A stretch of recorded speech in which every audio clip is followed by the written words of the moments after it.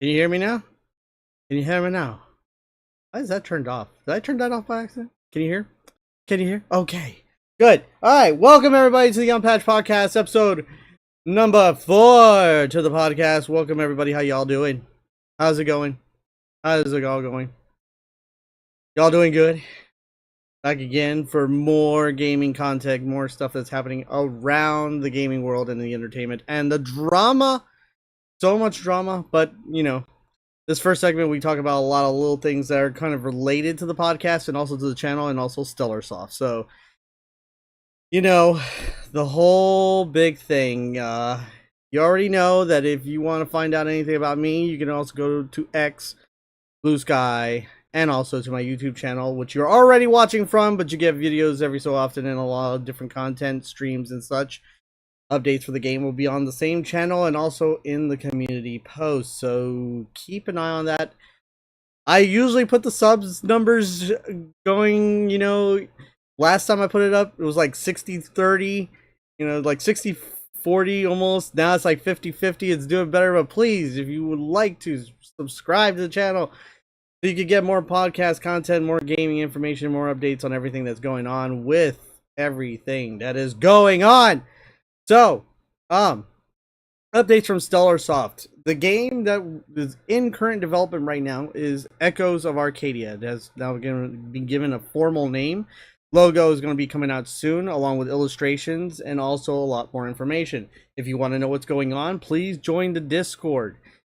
Discord is in the description below, and that way, when you get in there, you can actually see what's happening. You can actually help. There's usually a weekly stream where, you know, I talk about these things all the time.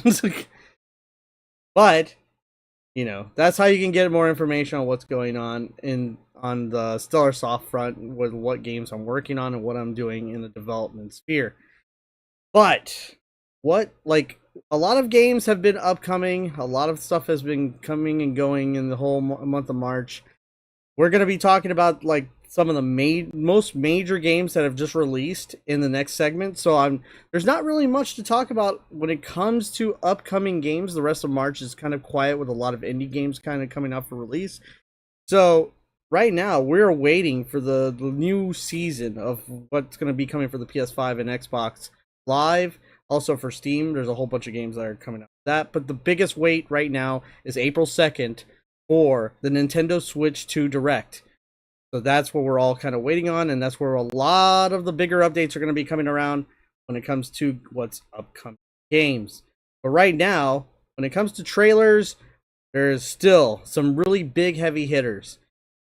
In just 10 days, a game called Void Martyrs has gotten 113,000 views, which is kind of one of the highest in the last few weeks. Kind of reminiscent of Dead Space with demons. It's a very interesting game. They've just announced that game is coming out. Then we got another game that's called Berserk Bits. It's kind of like a weird. The weirdest way to describe it is a in-game computer setup where it actually sits at the bottom of your desktop window in Windows, allowing you to play the game and still do everything you do with your computer at the same time. Kind of like a mobile game where you can kind of switch between things, and it kind of like having little pets, but it is very reminiscent of Mega Man.exe series. So that has been doing really well. In the last 6 days, they gotten 20,000 views for announcing that in the showcase. And then Lego Pokemon for 19,000 views in the last few days has come out. Of course, everybody loves Pokemon. A lot of people love Lego. Seeing the culmination together to actually build Lego Pokemon and have that going on, little adventures with them, is a lot of fun. If anybody knows about Digimon, that has been another big hit. Digimon Story Time Stranger is 20,000 views in the last 3 days. That's another trailer and game to look out for. You should give it a good look. They're kind of going back on a lot of stories and kind of redeveloping the whole franchise quite a bit for the Digimon Story. It's a JRPG style game. So that's coming out.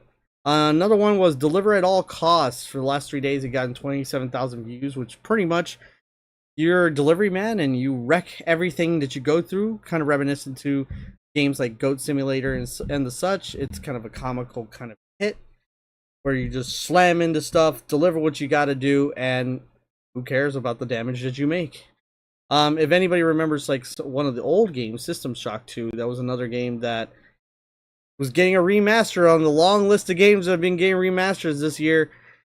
That game has, again, another remaster coming out for it, with like kind of remaking the style of the game, the graphics of getting enhancement, and with its old cyberpunk and also technical soundtrack. Looks epic. It's a big upgrade. It's an anniversary release, so that one's coming out. And then there's Death Ground with 21,000 views in 2 days. That game, drink Jurassic Park. That is literally the whole. You're in a whole setting that's like that, avoiding dinosaurs and trying to survive in the game.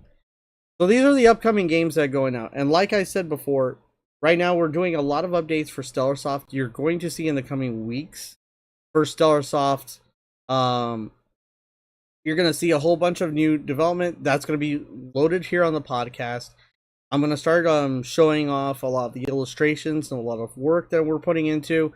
And as time goes on, you'll get more and more updates when it comes to the game that's in development and what we're doing, you know, as a team. Now, right now, the team is just pretty much me, so it's going to take a while. But because of that, I'm also making other projects to make like smaller games that will be released not too long from now.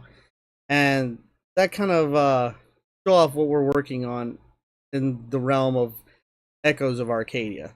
And that's mainly what the game that we're working on now. Echoes of Arcadia is a spiritual successor to Skies of Arcadia. And if you want to learn more about like what it's about and what's like what I'm building into it, what the story is going to be, stuff like that, please join the Discord. Like I said before, join Discord. It's in the description below. The link should be down there, and you can actually add your role so you can actually see StellarSoft team and actually join all the rooms dedicated to that. Eventually they'll be culminating into one place and, you know, make it a little bit simpler for you to kind of keep up with everything. But that is what's going to be going on recently. Now, the biggest things that have been happening in the last I don't know, last few weeks has been that, the podcast, and also I've been changing scheduling when it comes to what I'm doing in streams. That is because I'm working harder to that to make the game. So expect more and more updates as we get along. There's going to be a lot more call outs for more information. And also, if you want to help to actually give help to the game and actually give something to it, support super chats, donos, and all the such. But you can also join in a stream on Saturdays. Usually I'll be streaming Power Wash Simulator or something sort of to the same effect, and where I'll be talking about the game, actually doing development on the stream. So that's the best way. Every Saturday I do the same thing. Every Sunday I will do the same thing. Saturday will be like developer day. Sunday will be podcast day. So,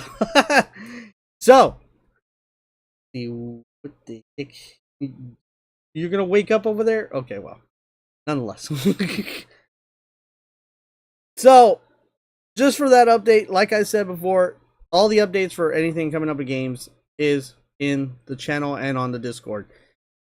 Now, other updates that are coming up for the channel, just so you all know, is that I'm getting back into side order, and you'll start seeing more side order challenge videos coming along. I'll make about 2 to 3 a week, if not maybe more, depending on how they get done. So expect more side order, more Splatoon content, and the such. So if you like the side order content and you love that kind of stuff, there will be shorts and videos popping up for that a lot more. Okay, so stay tuned.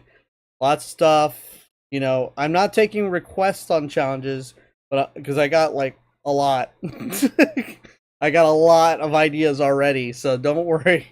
There's probably another like 50 to 60 ideas just based on one thing. So that is coming out a lot this week, next week, and so on and so forth. If you didn't already know, all of you, my birthday is on the 26th, so I'll be having a birthday stream. Big stream. So, you know, do more game development on that day too. But, you know, I'm celebrating my birthday on the stream. So we'll be probably doing game development stuff. reminiscing about like older content I've ever made, and you probably will see like a lot of my old content from years and years and years ago, like even the cringy stuff. So if you like that kind of stuff, expect it on the 26th. I stream at 6 o'clock CST. So other than that, let's get started with the second portion where we discuss topics with a group of people that are part of the server, and they're my friends, and they will talk about gaming stuff, and hopefully Gray is already here. So give me a second and let me flip it over. Edit.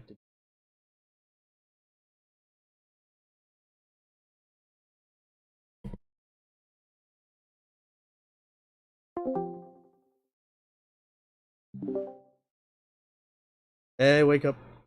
Wake up, wake up. What are y'all waking up? You need to wake up. Why aren't you awake? Oh, we need a fourth person. Where's Gray? He can't make it. Oh, we need somebody else then. He's right in here. Oh, who's right in Is here? she? No, we need one more. It's a 4. Oh. Crazy. He can't make it. That's so sad. Let's see. Just realized that I never gave that role. Hold on. I have to do something. Wait up, people. Edit. Edits. What is this? Nonetheless,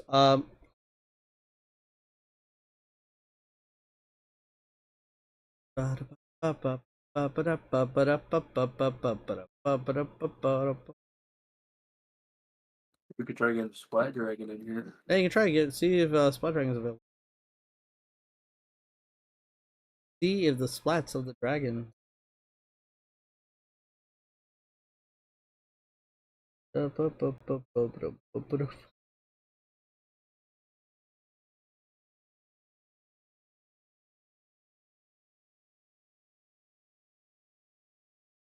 All right. Probably not. Huh? Probably not. I don't know. Hey, don't. If not, I got a solution. I was only saying that because it's playing VR chat. He only said it because he's a viewer. I swear to God, I was muted. Yeah, you've been muted the whole time. I was saying Bryce. I don't know. He's with Gray. Oh. So whatever, if Gray's not available, then Bryce not available. E-Man's not available either.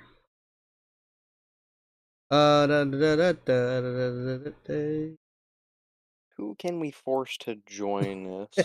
E-Man? I just said he's Jose. not available.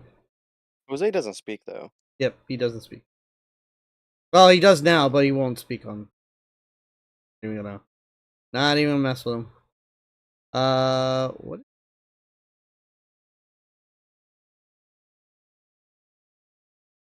I mean, I guess our only options then are Splagrin, E-Man, or begging Smokey, because Smokey seems to be online. We can beg Smokey, but I don't think she'll want to talk. And E-Man's busy. And if E-Man's busy, I can almost bet Smokey's busy. Because they've been really busy playing like one game, and I imagine they're still playing. What's your solution? A solution? What's your solution? Is Ooh. got to.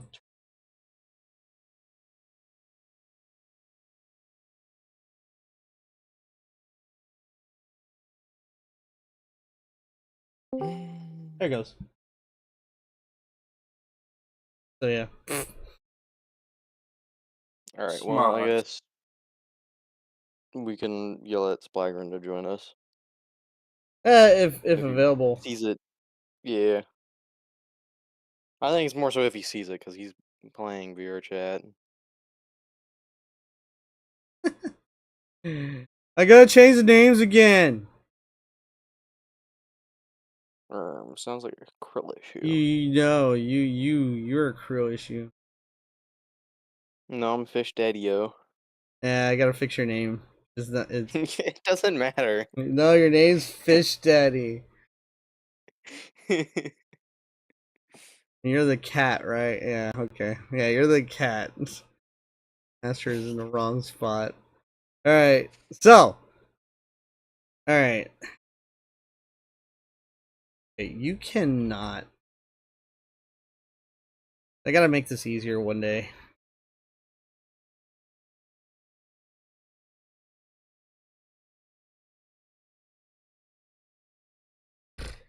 Gray's not here. Sad Gray. Alright, so it's just like, it's my alt accounts. It's just so I get everybody in position. But nonetheless, yeah, so. Alright, so let's get on the thing and do the things and explode the things. You ready? Yep. Are you ready? You still ready? I suppose. Alright, I know the first topic is, Assassin's Creed, right?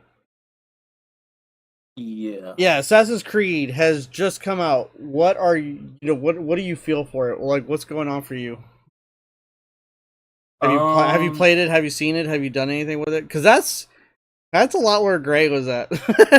Yeah, I watched him play the game. It's a little weird. Like, I love the combat and all that, but like the glitches I've seen in that game is ridiculous. Like, there's a glitch where like the horse, it'll clip on the stair and it'll just jitter, and then you'll just clip out, and then you'll just be in the grass.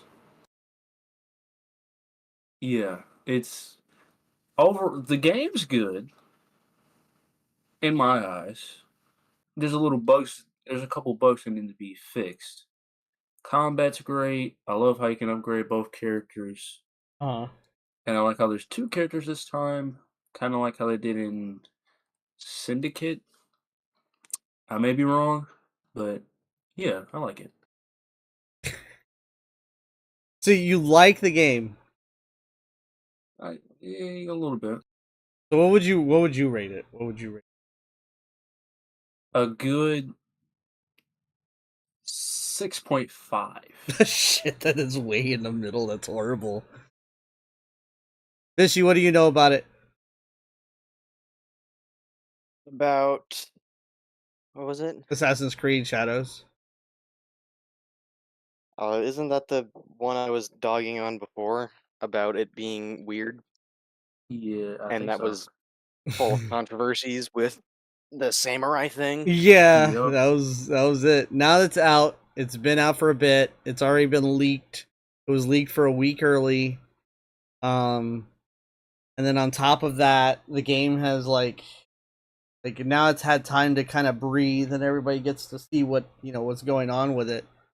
What are your thoughts of it so far? Have you seen anything? I have not actually. I have not heard anything about it. Um,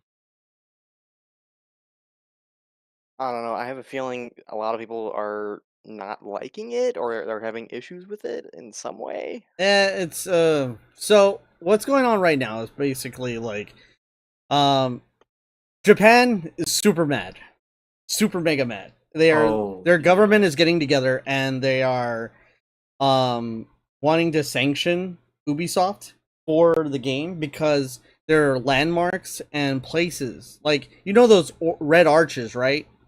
Yeah. That's a sacred thing, and they name it the exact thing that it's named in the real world. They have shrines that are named exactly what's in the real world, and in these things you're not supposed to be able to destroy or climb on, right?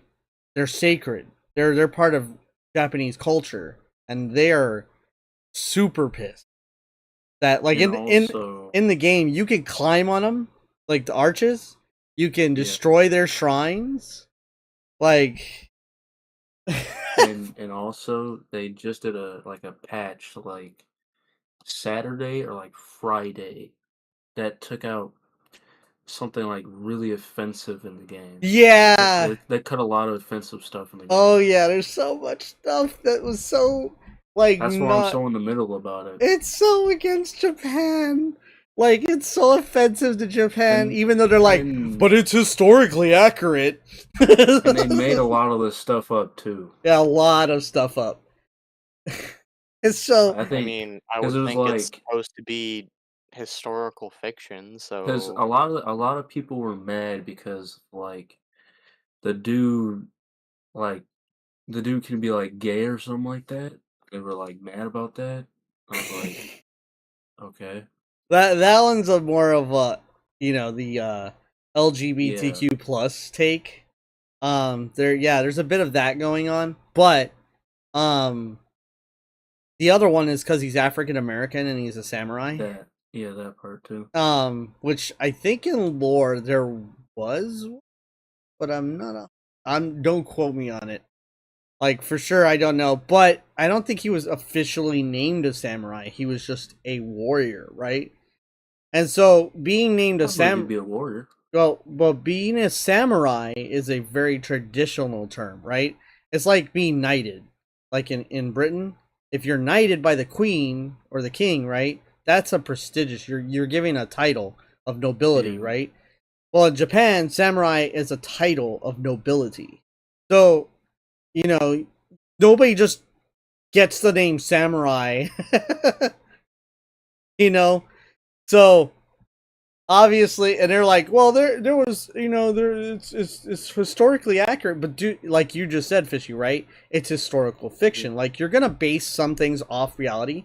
Even with like me developing my game, like I use reality to help me, but I don't base it in reality because one, it's a game. Two, you don't want to use real world stuff because you could offend somebody, right? You want to like pay homage to it. Splagrin wants to join. Oh, Splagrin wants to join. All right, join Splagrin. But you want to pay homage to it, but you don't want to screw with it, right? And so if I had like what like let's say if you I wanted don't think he does. Huh? I don't think Splagrin has the ability to join specifically because Oh, he doesn't have roles. Hold The on. room's full too. Huh? Hold on. It's something like 4 people.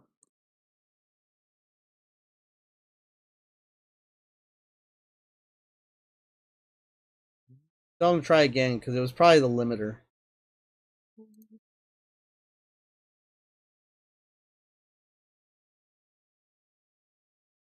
I gave him the roll. The roll should let him get in here. And once he gets in here, I'll take off my but if he still can't get in here, then technical difficulties. There you go. All right. Oh. Meow. It moves everyone. Fishy's me. Yeah, no, hold on. Give me technical difficulties, people. Sometimes things happen at the last possible second. Oh, I guess, do I have to fix myself then? No, don't fix anything. More work. Tetanus. What about tetanus? Nothing. Am I Isn't that allowed? an inside joke? No. Okay. I just was playing with a screw and I said tetanus. Why are you playing with a screw? Because I found it next to my computer. Because it's gay. Okay, gay boy. Also, is my audio a little weird? No. Different? Hi, Django. Hold on a second. We're doing technical difficulty issues right now. We're trying to get back into. Gray wasn't available. So. Where's the other name? My heart is paralyzed. Sorry. Get a better heart then. Okay, it is No. weird. Never mind. It is weird. You're higher pitched. I just sound like that. No, you're higher pitched than normal, like one key, like one octave higher. Okay. What? Now your voice is normal, but still higher by one note. Fuck. Yeah, you have a pitch issue. Something's wrong with like your miking is giving a pitch issue. But I mean, it is audio from my headset. My that's VR probably headset, why. so- No, it's fine. You know, it's fine. I like it's not bad. Like it's not like you sound bad. It's just that you're higher Mhm. pitch. Maybe the microphone has like a 'Cause- higher hertz on the continuation. It does. Yeah, it does. That's fine. All right. So and you're not gray. So Oh. I'm playing Project Aincrad. It's basically a recreation of SAO in VR chat. What? I'm so Okay. addicted to this game. I've been playing it for like 5 days straight, What's up, like 8 Jango hours a Fett? day. All right. What is the game you're playing? Project Aincrad. It's a VR chat world recreation of SAO. Oh, okay. Yeah, I but know the game. they're I know the still- game. I know the game. Yeah, they're still stuck on the first It was damn like- floor Yeah. Boo. because of Nice. optimizations for quests. All right. Back to topic. So, we're talking about Assassin's Creed Shadows, and how that has been the debacle that it is, and the kind of where I stopped at was, I don't understand why they didn't like make the point to like the things that were in the game. They just shouldn't change the name and the shape or the color. You know, like they had those red arches. Why not make them like blue? Like give it a different name, right? And now it's different. You're not offending anyone. It's not the same, right? You know, like how hard could it have been to just change the thing and change the names of things, right? You know, and just say, and the game, when the game starts, it says that everything's historical fiction. It's just based on historical events, but not actually historical. So it's like, come on, man. What? So just say it's not. It's like It's so weird that Assassin's Creed has always done this, where they use history as part of their games, because that's a lot of what happens, right? You're jumping through time as an assassin. These assassins do different things in different eras and so forth. You know what I mean? So, of course, there's going to be some historical like buffering there, right? You're going to accidentally walk into a timeline. And if you like really, if you're really dumb about it, you can make it some pivotal event that happens, right?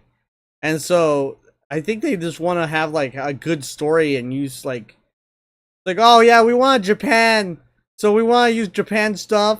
And like half the trees out there are sakura trees, and there's the red arches. Yeah, you got to put those in there, and then we got to put the shrines, and yeah.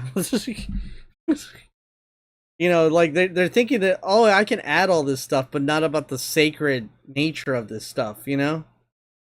Mm-hmm. So it's like, why not? Why is that so hard to not think about why? But it's terrible. So I don't know if you've heard anything about the game. Like, what would you rate it, review it, or feel about it right now? Fly Dragon. Oh, you're talking to me. Yeah, you're the only one that hasn't talked. I mean, like, I don't know if I haven't seen gameplay. I've never played any Assassin's Creed games. Yeah, it's sad.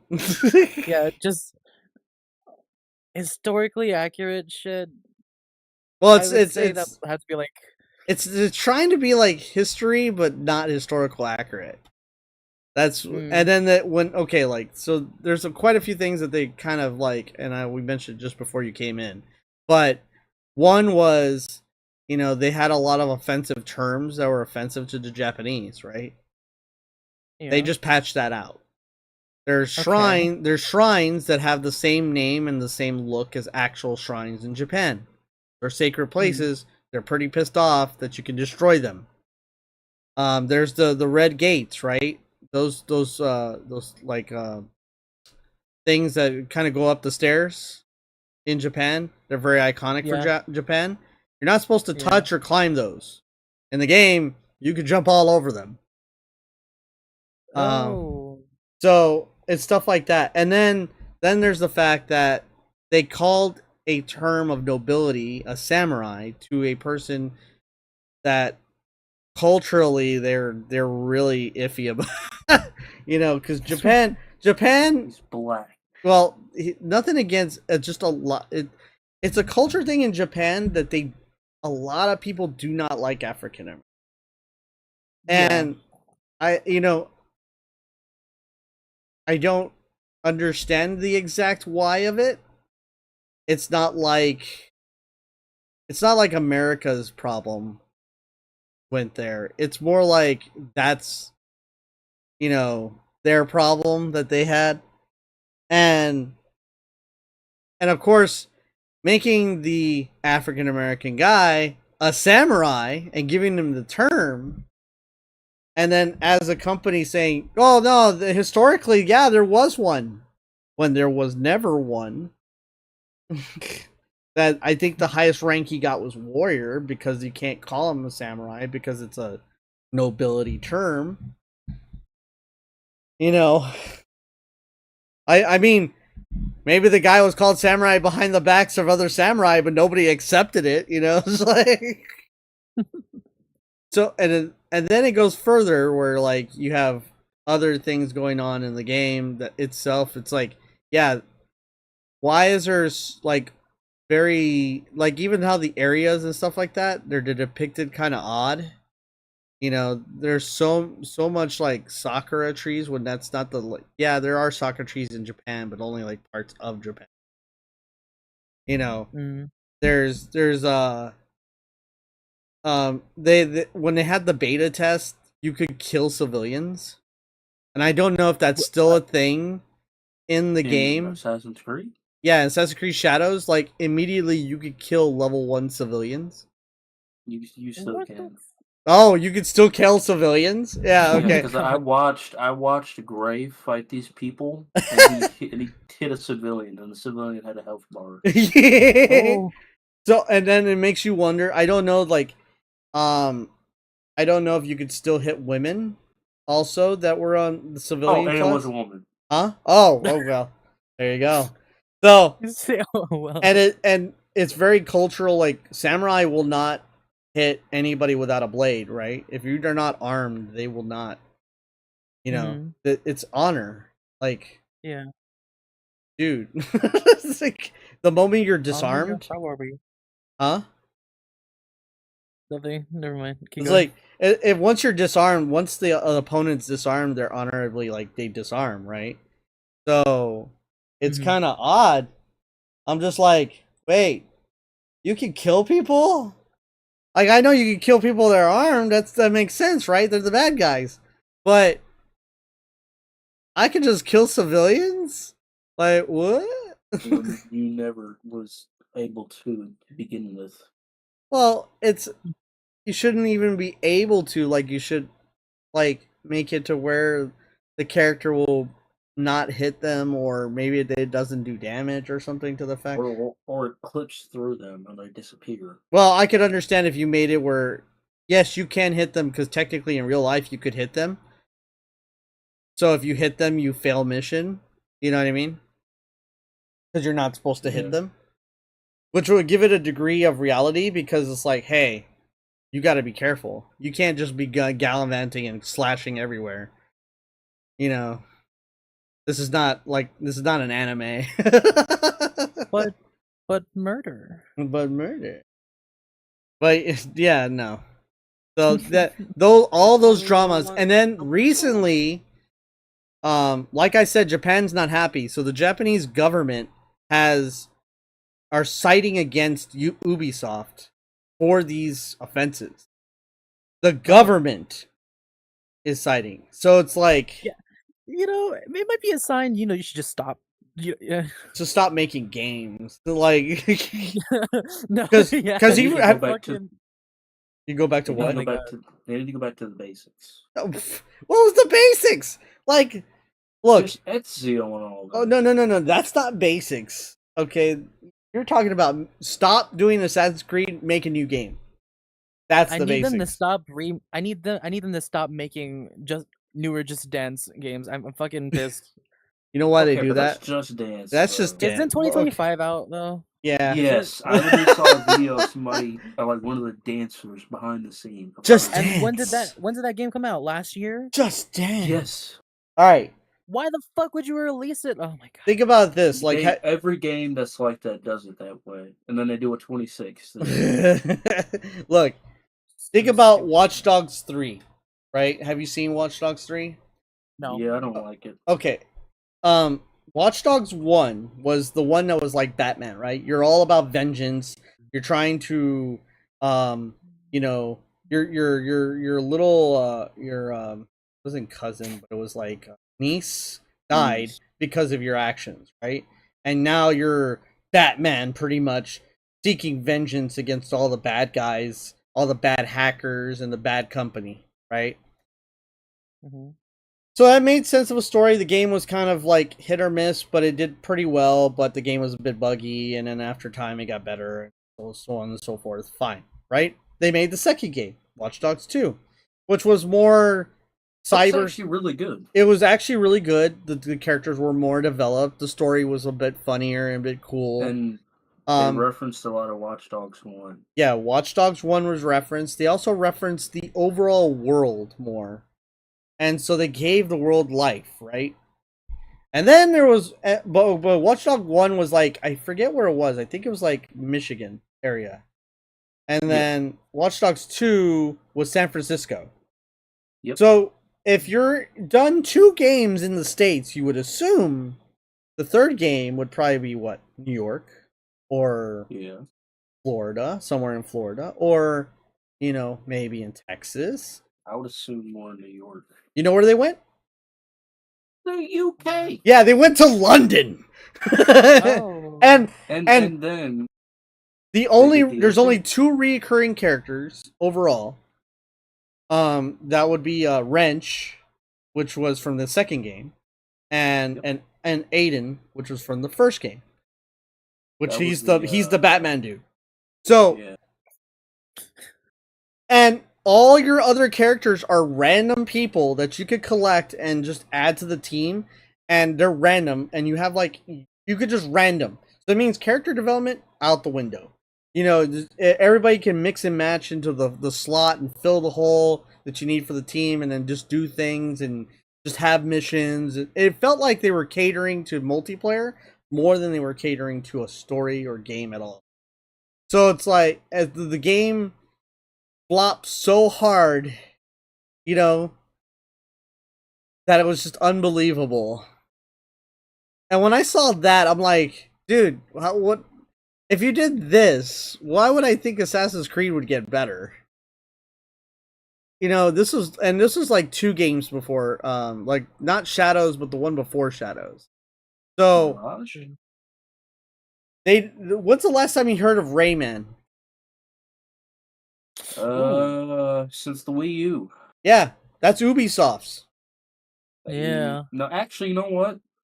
It's Mario plus Rabbids. Yeah, but you see what I'm saying? Okay, like but all of their stuff, they're neglecting good ideas that could get a Rayman new was story. A good game. And well, yeah, they're doing all the money grabs, right? And then they're just getting worse and worse. And even their PR team sucks. They got challenged down about the whole samurai thing. It's like, yeah, it's historically accurate. Japan looks at them going, the hell are you talking They about? should have had people from Japan. I don't know why it would, like they've went to what? Where have they been? They've been like everywhere now, right? They've been through the Americas. They've been through Egypt. They've been through Egypt twice. Yeah, they went through there twice. They've done like They've been to multiple cities in London. Americas, like the 13 colonies for sure. They did London. Yeah, they did London. I'm They like, did Russia. they redid Russia? There's an Assassin's Creed Russia. Ugh. But it's really bad. Yeah, It's it really sounds bad. bad because It's what? it's Okay, a platformer. let me ask It's not even everybody. the actual game. Ew. Fishy, Yep. name a place in Russia. Stalingrad. All right. Anybody else can name one? I say that's a no, and I'm a no. And I know why Fishy can. He's from there. No, he just No. no, he just knows more about Russia. But Oh, I thought he was No, Russian. it's I was because like, I'm wow. currently in U.S. history. well, that and also he knows more about. I know he knows more about it because he has more information. And he sometimes he comes up with like language stuff a lot more from Russia, and so I know he knows some things because he studied it recently, right? Yeah. But if you haven't studied it recently, and if you don't, you're in America. What the hell do you know about Russia? And That's then funny because I did- do too. And then they did Assassin's Creed India. What? Name a place in India. What the fuck? What's that place called? Like you get what I'm. You. I said not a A city. place? Yeah, name a substantial place, something that means something to people. Like here we have monuments and sites and different stuff that means a lot to like America. Like the macabre? Okay, you got one. Yeah. But That's about it. I don't Or know like nothing the- about that stuff. So it's like or you like come the- up with the this United Emirates? Moscow. I was like, oh, well, you got Moscow. You didn't even spell Moscow right. Is that how you spell Moscow? No, it's MOSKOW. I mean MOSCOW. See, My I was bad. what the Is it fuck, a C? Not K. It's C. MOSCOW. Okay, Yeah. that's close enough. Teddy got close, but nonetheless, you see what I'm getting at? Like, what? Like you're going to other cultures, you gotta like sit there and delve into the culture, and then if you delve into the culture, you should at least respect the culture, right? Like, if I go to like I could almost guarantee that with all these other cultures, they've been doing this the whole time. It's like, we're gonna copy the pyramids, and you can just walk all over them. We're gonna have a battle that goes. You gotta climb the pyramid and shit, and then slide down the side of it. How much you want to bet? Even better yet, we'll fight in the pyramid and explode it. Yeah.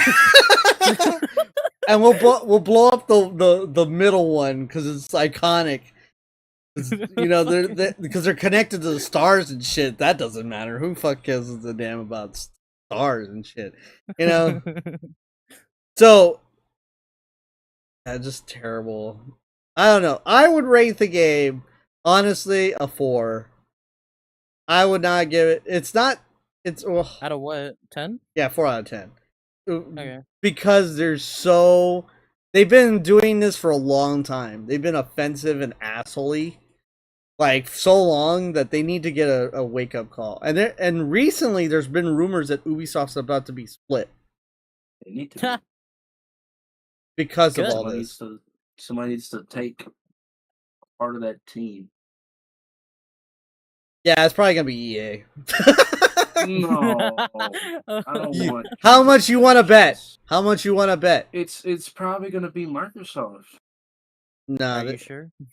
No. Think Probably about it. It's probably gonna be EA. I bet on EA. All right. EA ain't even doing good right now, and the Apex is dead.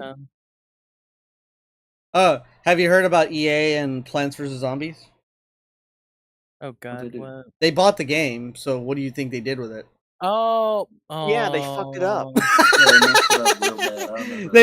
So the first game was $2.99 on Literally- Apple Store, and then I think the Android store was like $4.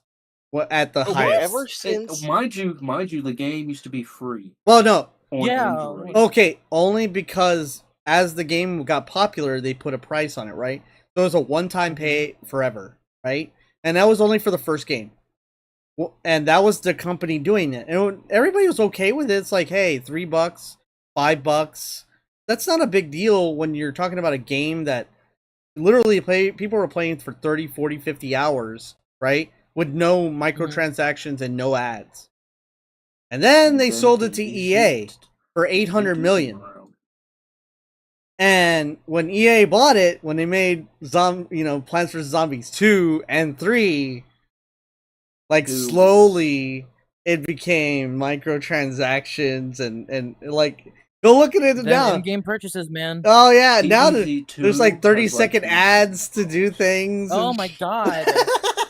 Literally, PvZ 2 has like the most in-game transactions I've ever seen. Because like before you had to buy levels to get the future updates, and then look, as the new levels came out and a new plant came out, you had to buy that plant to access the plant.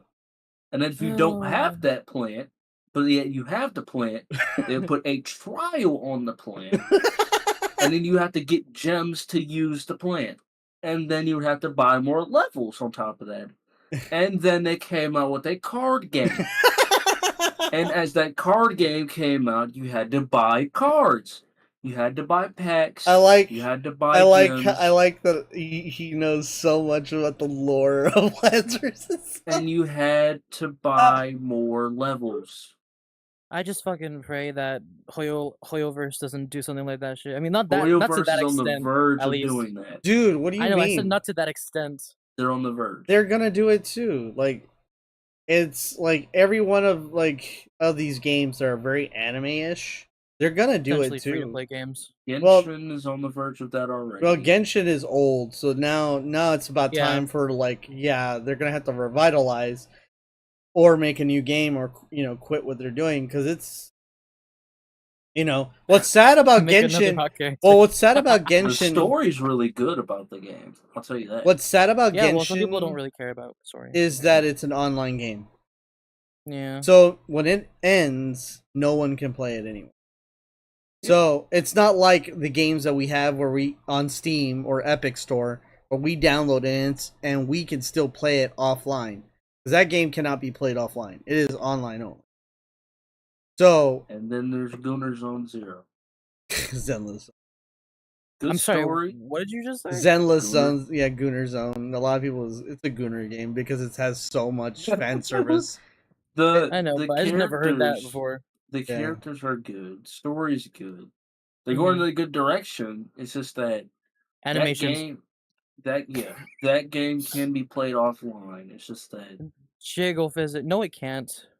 No, it can't. It can. No, oh wait, yeah, no. it can. It's a Hoyoverse game. When that game goes offline, it's gone. That game's gonna be pretty much dead. Same thing with Wuthering Waves. Fishy, name me another game that's like Plants vs Zombies that went the same route. What? Where it sold out to a larger company, and then went to shit? Yeah. Because I remember, didn't Bejeweled do that? Bejeweled kind of did. Well, they didn't do it until after the third game. I got one. Peggle 2. Peggle? What the fuck is Peggle? Peggle? Yeah, you never heard of that? No, I never heard. Did Peggle really do that? Peggle on mobile? They did that. All right, let's look it up. Oh God, really? Let's look it up. Peggle has transactions. I'm looking it up. Oh no! Why would they do that to Peggle, dude? You know how in the original game you had to buy, you get the characters as you move on the levels. You have to buy the characters now. Can we all agree that most of this is happening on mobile games? Like anything that's accessible on mobile just is for sure having microtransactions. No, but Peggle was a 360 game originally. Yeah, and it came out on Xbox Plants One. vs Zombies, so it's exactly the same. Wait, how's it spelled? PAGLE or what? How's PEGGLE? One at a time, please. PEGGLE. Peggle. Leslie Peggle. It sounds funnier. Okay, hold on. You would like that, wouldn't you, Master? Anyway. No. Oh shit! There's a whole Wikipedia that tells how it went down. Ah! The reception was good initially, and then when they got bought, who they get bought by that turned them down? EA. Of Literally, course. the same people. So I see what they did. I see what they're doing. So they let a game get like mainstream, right? And they go, "Hey, you did really good. Can I have that?" And so they'll pay them, almost $1 billion. Doesn't matter because they know they're gonna milk it and get that money back plus some, and they're gonna make like 10 more shitty versions of that game. Microsoft does the same shit. That's why Minecraft is like so crazy. It's just- Mind you, let's not forget. Let's not forget. let's just look at what EA has bought. Hold on. This EA is bought Bejeweled, yeah, I know. and they That's bought why Star Wars games, Of course they did. EA games. Hold and they on. bought Sims. By the way, Oh yeah, they did. A long time Sims has ago. a lot of that. A long time ago. That's why you have No, like, mobile. dude, they have 78 DLC packs for Sims 4. You shut Not up. enough. Why would they need I that think they many? need more. Why wouldn't they? It's the Weird. perfect amount. Want to What do see you mean the perfect amount? I think it's already over too much. Hello. Want to see? How would you know? You don't get the big vision. You don't see the big picture. All right, Do you so see any other games with more than 10 DLCs? Okay, well, that's kind of debatable, but over 20 at least.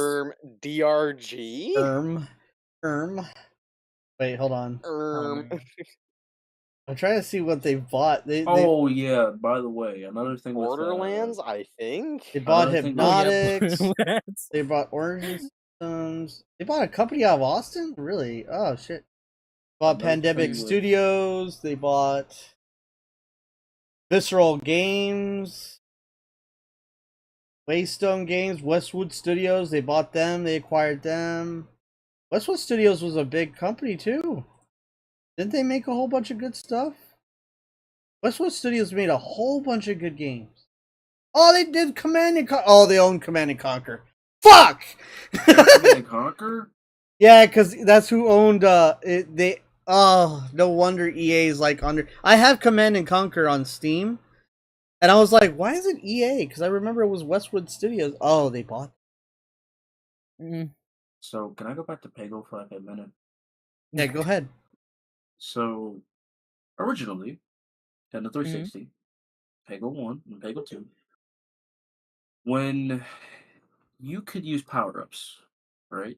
Uh You could either go to the store, like in game. huh. You Because have the game was like Brick stuff. Break, right? Yeah, it was really simple. Yeah. You play Peggle 2 on mobile. You have to pay for those power-ups. It's like fishy. And If- then you had stamina. So Dude, now you couldn't play the you game don't- free Oh, play. no. You know what I equate the feeling to, fishy? Go play What? rounds, and every time you have to play rounds to get a new weapon, you have to pay $1. Ew. Rounds is the same way. Bruh, that would literally just destroy landfall entirely. No, he's trying to make it relatable. It's not. They're not doing that. Yeah, they are. Oh wait, no, they are. Fuck. You had to get a power up. You have to pay for you'll get a temporary amount of power up, right? It'll be like, hey, try 3 of this power up, right? And then after you try the 3, it's like, if you want more, pay $9.99 for this package treasure pack, so you can get the gems, so you can buy the specials. People like using that number, Dude. huh? Do you understand what the whole gimmick of 99 is? It's I a don't think so. it's a psychological thing. Oh well, yeah. I can see it. Like, wait. Ew.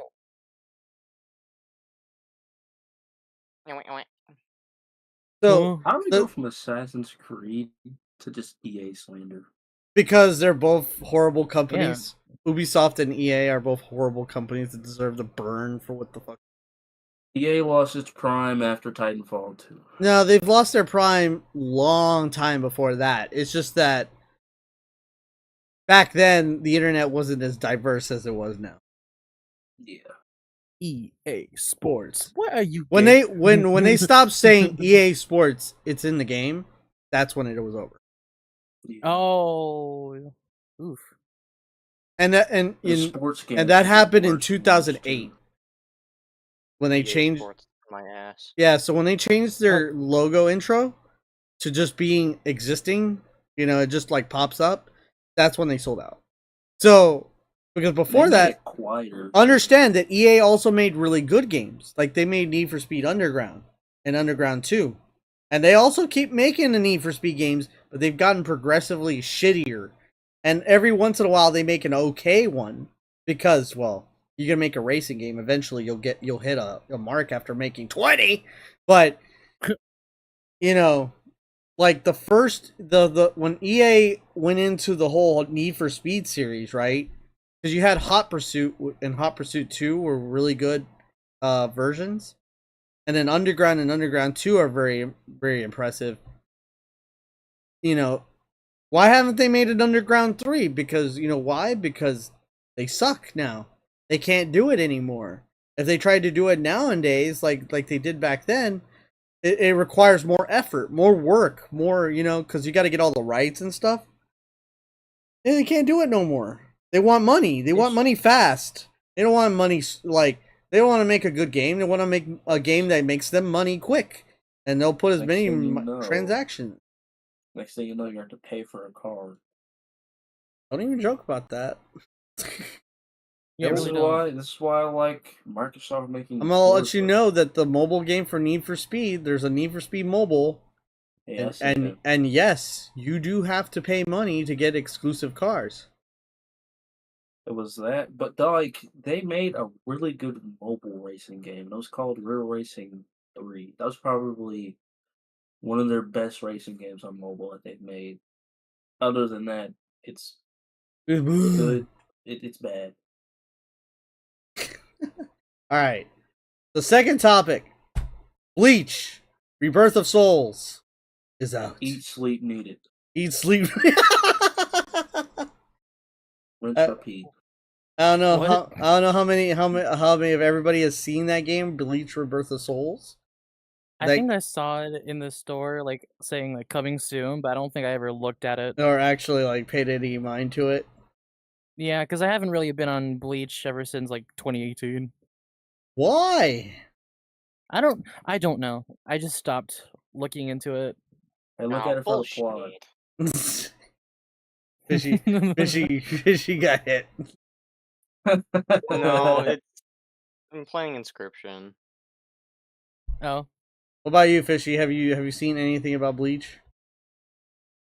I literally know nothing about Bleach. Oh, I'm so sad. No, I mean the Bleach game. I know the anime. You know nothing. Neither the game.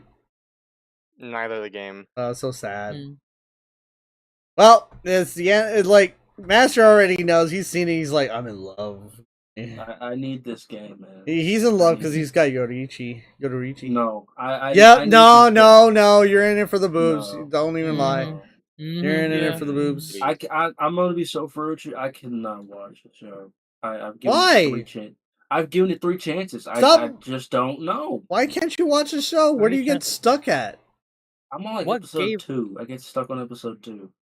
Why did you give up on 3 chances? What happened in those 3 chances? It's because, like, okay, look, I couldn't sit there and watch the it. first season, right, of Bleach, Yeah. is a very like introspective to really just Ichigo, which is the main character of the series. Yeah, I remember the first season. But because that, like, everything in the first season, it's really slow because it's a very slow build to kind of lead into the next arc. And everything happens in the city. There's not any super mega epic battles. He just kind of mundane. It's mostly mundane like things. high school life stories happening a lot. Yeah. And so it's slow. And Giving you like, what was it, bits and pieces of like slice of life shit. well, it reminds me of another anime that is called Buso Renkin. And that's a like, it was a slice of life anime, but also a shonen, like a hard shonen, like the same way. Heard And- of it, I think.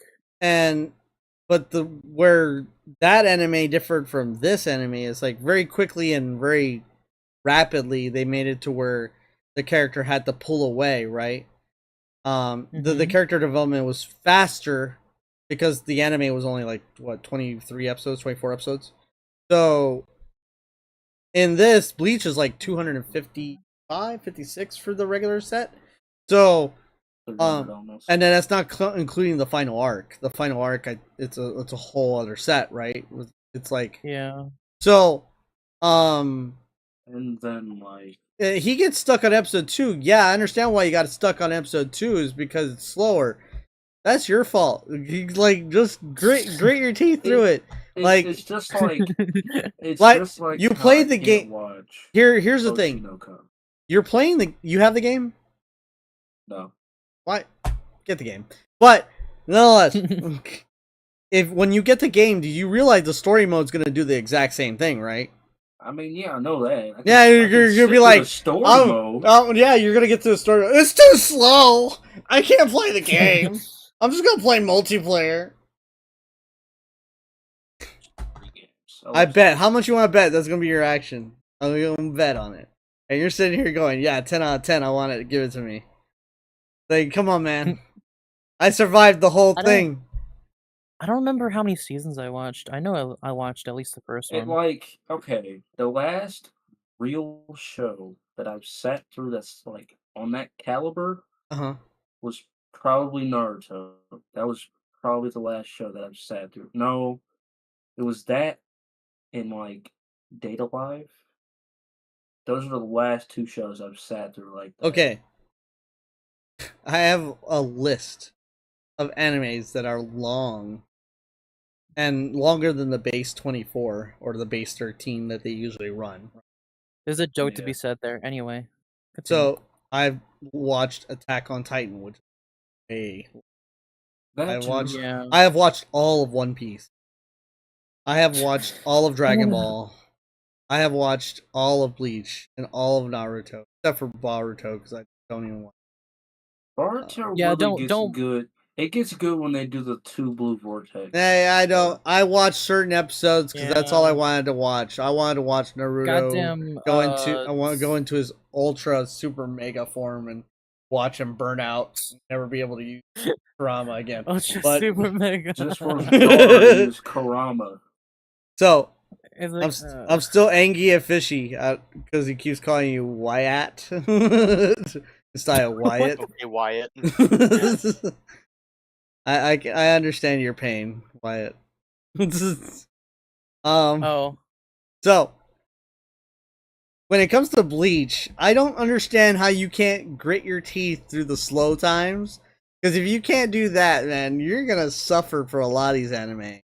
Because there's well, at least the newer stuff, they don't do that as often. Like the filler episodes, they don't do that with newer anime. Like I don't see that for solo leveling doesn't do that. I can't watch. Like- I never watched that. Overlord I has want to. a bit of filler. I barely realized. But barely filler, like because newer animes don't do that. Like Sword Art Online still it was an anime that in the era of filler, so they have filler. They have like filler arcs. But newer animes don't do it as often, which is kind of sad because that's where the character development was. It wasn't supposed to be canon. Like I like that My Hero Academia did it. They actually did put filler back in. They had episodes where like literally they just sidestep, right? But not like full on filler like, "Oh yeah, we're all going to the beach." Like because there's that Beach that episode. Sometimes, and you know what? And they still had a beach episode without having a beach episode, okay? So Yeah. shut up. sometimes the filler episodes do come back in the main story, and they actually do make sense. See, that makes me want. I missed that too. See, with all the ideas that came up yesterday when I was doing the development, you know, like actually writing more story to Echoes of Arcadia. And the funniest thing that like Fishy threw in there, you know, like the whole beginning where we're gonna try to recreate Skyrim, like the Skyrim intro. Yeah. Yep. This is an anime-based game. How much you want to bet I'm gonna throw a beach episode inside the story? Oh, I already know what's gonna happen. You know I'm gonna do it. Because I'm gonna make this game like an anime, because it's gonna have arcs, right? It's gonna be like, if I could transplant it and make it an anime, it's gonna be an anime. You know what I mean? So understand that I'm gonna go loyal to the fan service. There's gonna be a big-breasted woman somewhere. There's gonna be a really hot guy somewhere. On two completely off-topic things. One, Chad and Bleach is kind of hot, and two, Master, have you seen? Okay, Have you seen, wait. You can't Brought up decide. Chad. Okay, okay. You can't just not only Chad. Come on, man. Come on. Who's the other guy? No, Nah, there's another guy, because there's a guy more impressive than him. shut up. Yep. Anyway, No, go. Master. Nope. See, I have need you you- seen Shield Hero? Or you talked about it before, didn't you? Rising Shield Hero. Yeah, I've seen it too. Yeah, I've talked How about much? All the way up to current. It. Okay, cool. I was halfway. I think I was like halfway to like. Isn't it paused right now? Isn't Yeah. it paused for Yes, season it's 3? paused. Yeah, Yeah. season 3. That's what I thought. I thought it ended. I thought it would end after the first. Hell season. no! Like Why Nah, would the fuck? look? Look. He went through all that effort, got redemption, got to name the stupid bitch, and the other guy, and like, you know, and the other, and got the other guy named Trash. Okay, and then they had hero names that were whore and whatever.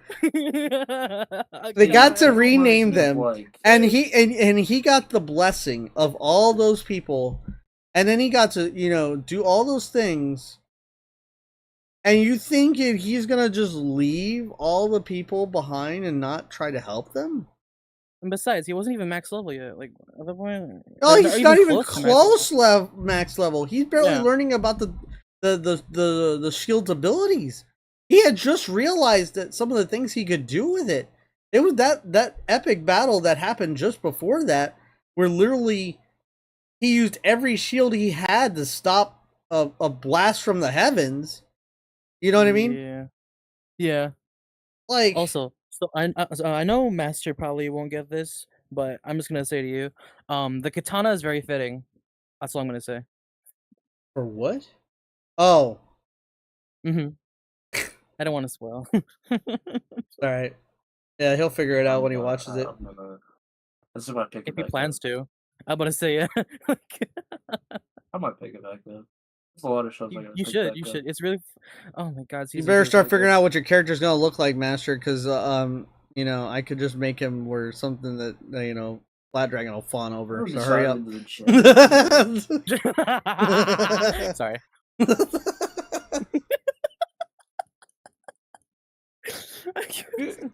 Honestly, all the main characters are gonna look good, right? So obviously Yeah. they're gonna be like the most stylish of all the main, and then the crew members are gonna have their own style. I might even I consider a want woman. this, Might. Holy shit. Yes, might.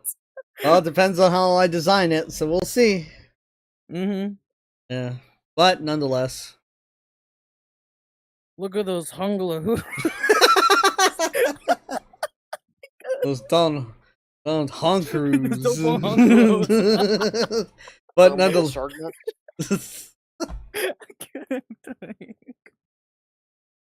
Oh my god. Alright, but nonetheless, we got way off time. So, Bleach, Rebirth of Souls.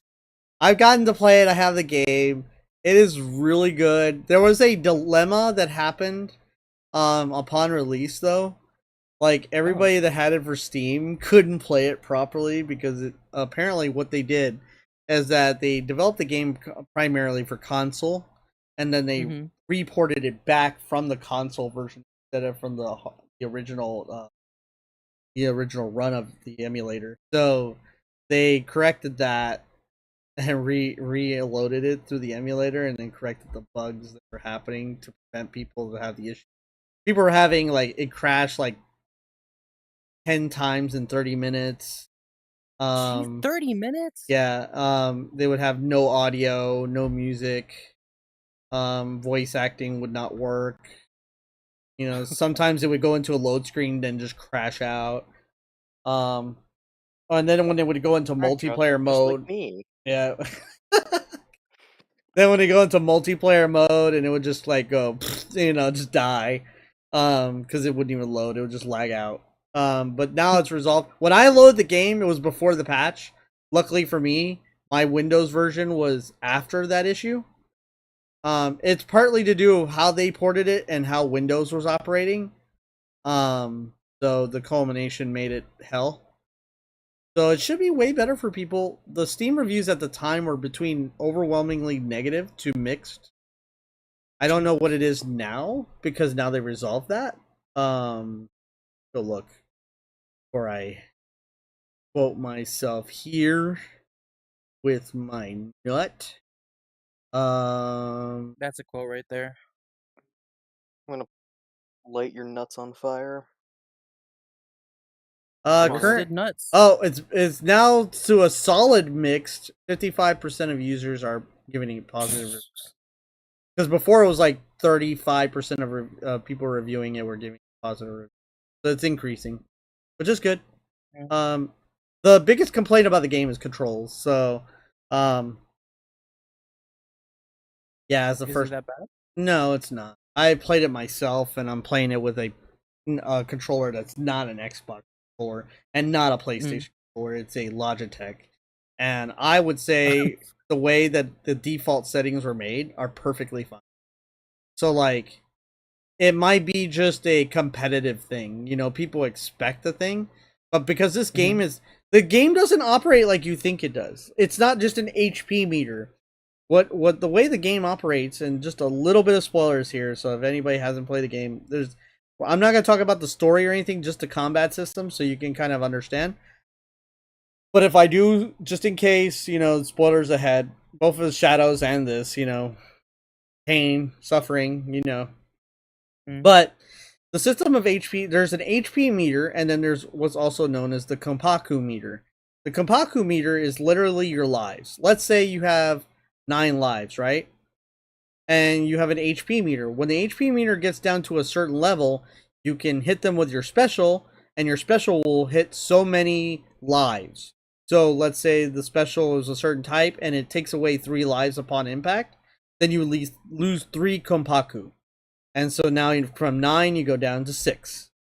And so on and so forth. Once you reach 0, you lose. So the battles aren't...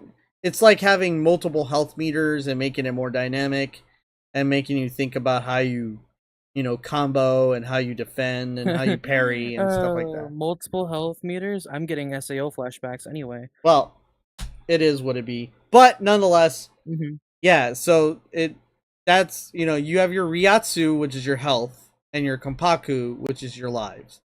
And that's simply what it is. And you can use your specials and regular attacks, and you can do abilities that allow you to kind of dash behind your opponent, which is like a flash step.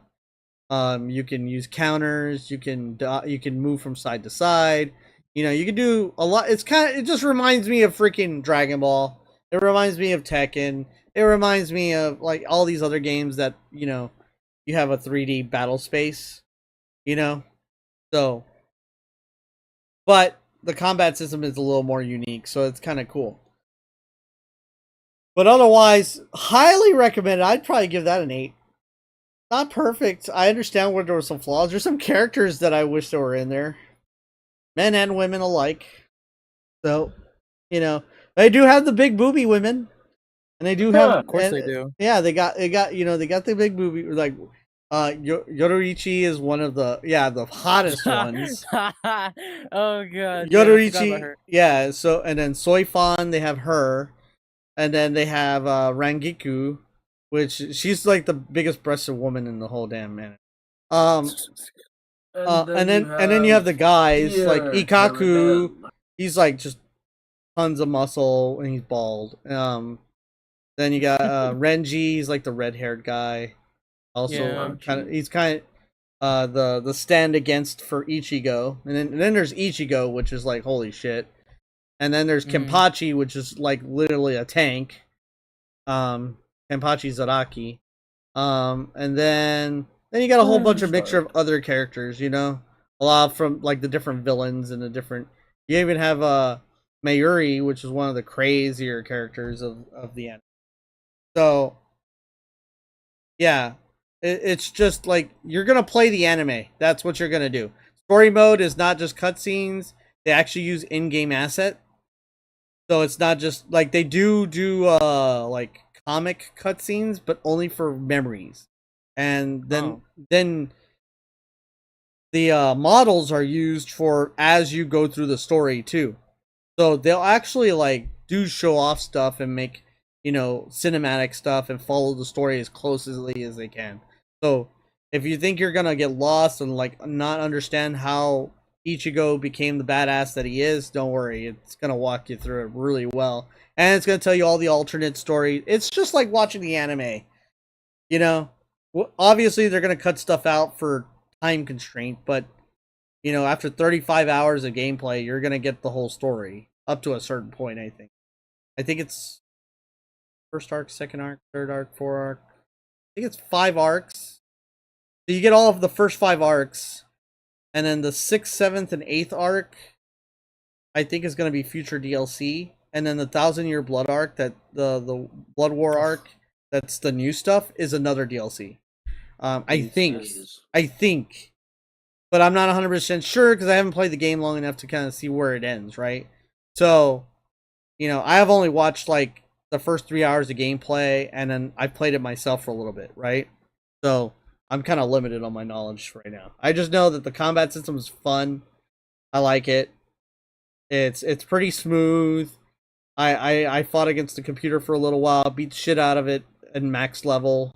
So apparently, as strong as the computer is, apparently the characters in game are stronger because Gray had some fun. So the game is looking good. But other than that, Master, you need to play the game. I want to so You bad. need to watch the anime. I told Gray too because he's never watched the anime. Fishy, watch the anime For what? because it's good. For what? No, for what? Huh? Oh, Bleach. Nah. He's like, no. Come on, bro. Watch it. All right, what's our third topic? I can't see it right now. Death Stranding 2. Oh, Death Stranding. Oh God. I don't know what that is. Yeah, you never seen Death Stranding. Then Fishy. My Fishy, guy, have you seen Death Stranding? Daryl Dixon.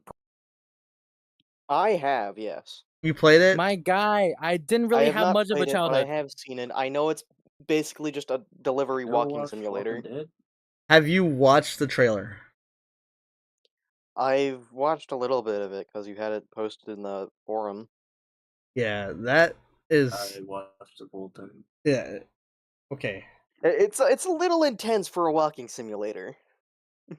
Dude. It's intense. Okay, and, look, the trailer. The first game is so a lot of people is like it's a walking simulator, but there's like a lot of horror and drama elements in the story.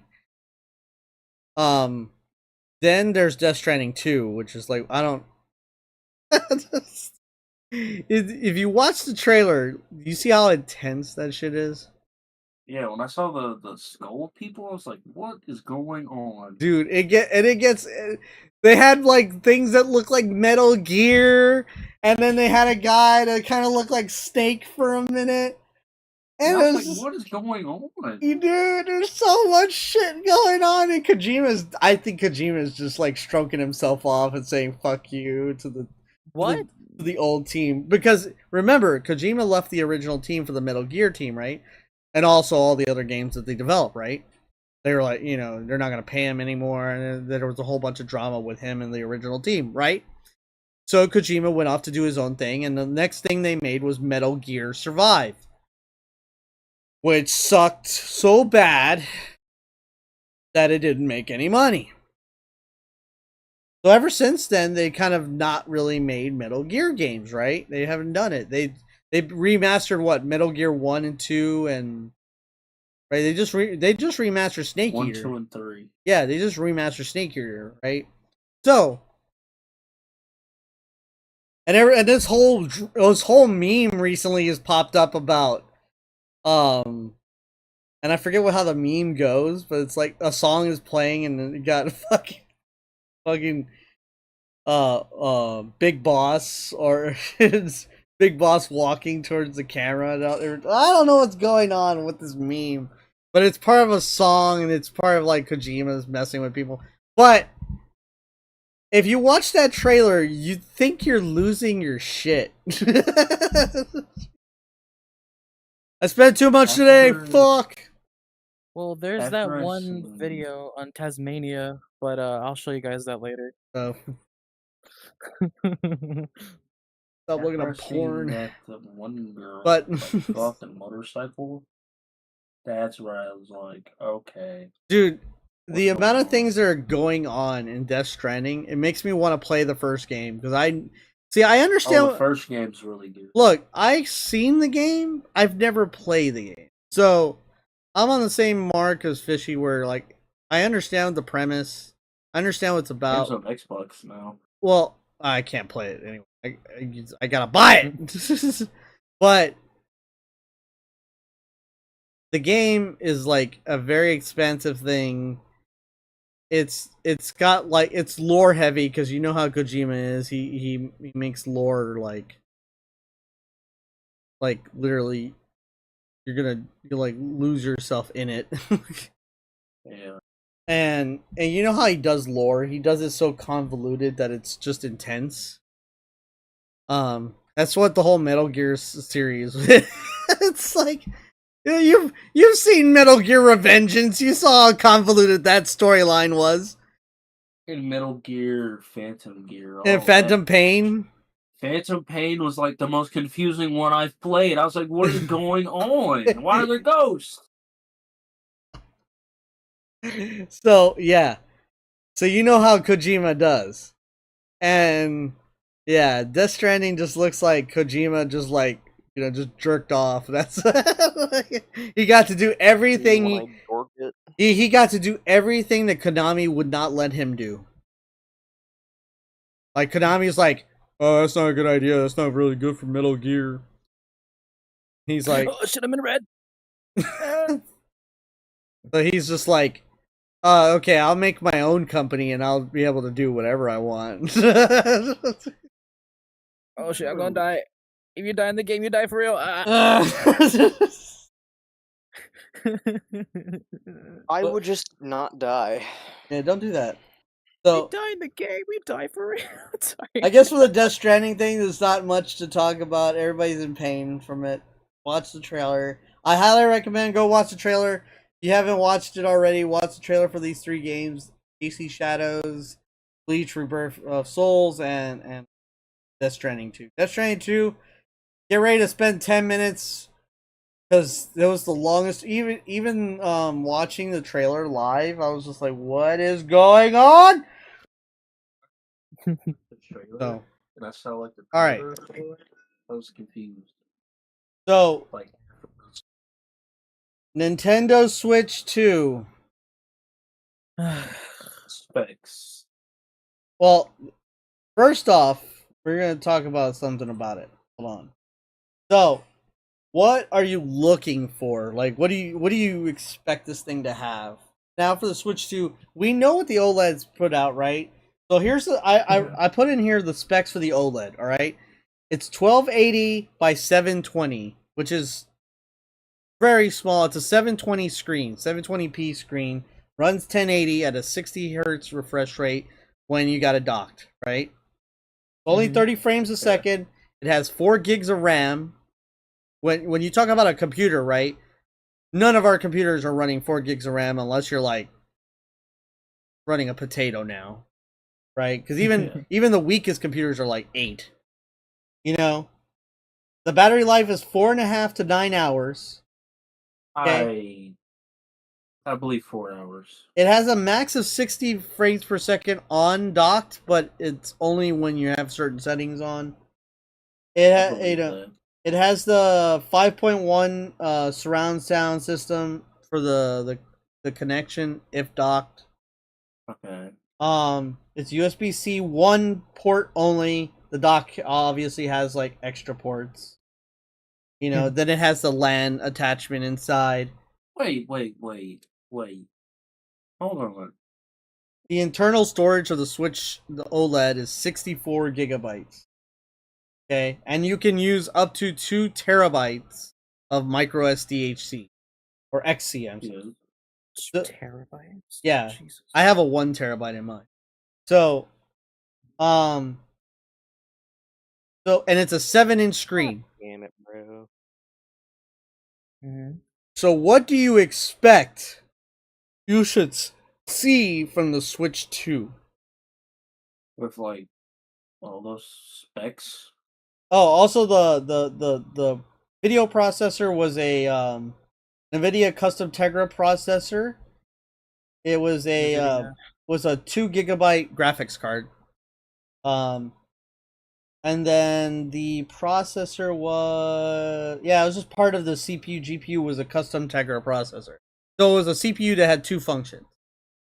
So this new console is rumored. This is what's rumored right now. Mhm. It's going to come with a NVIDIA T239 GPU, which is a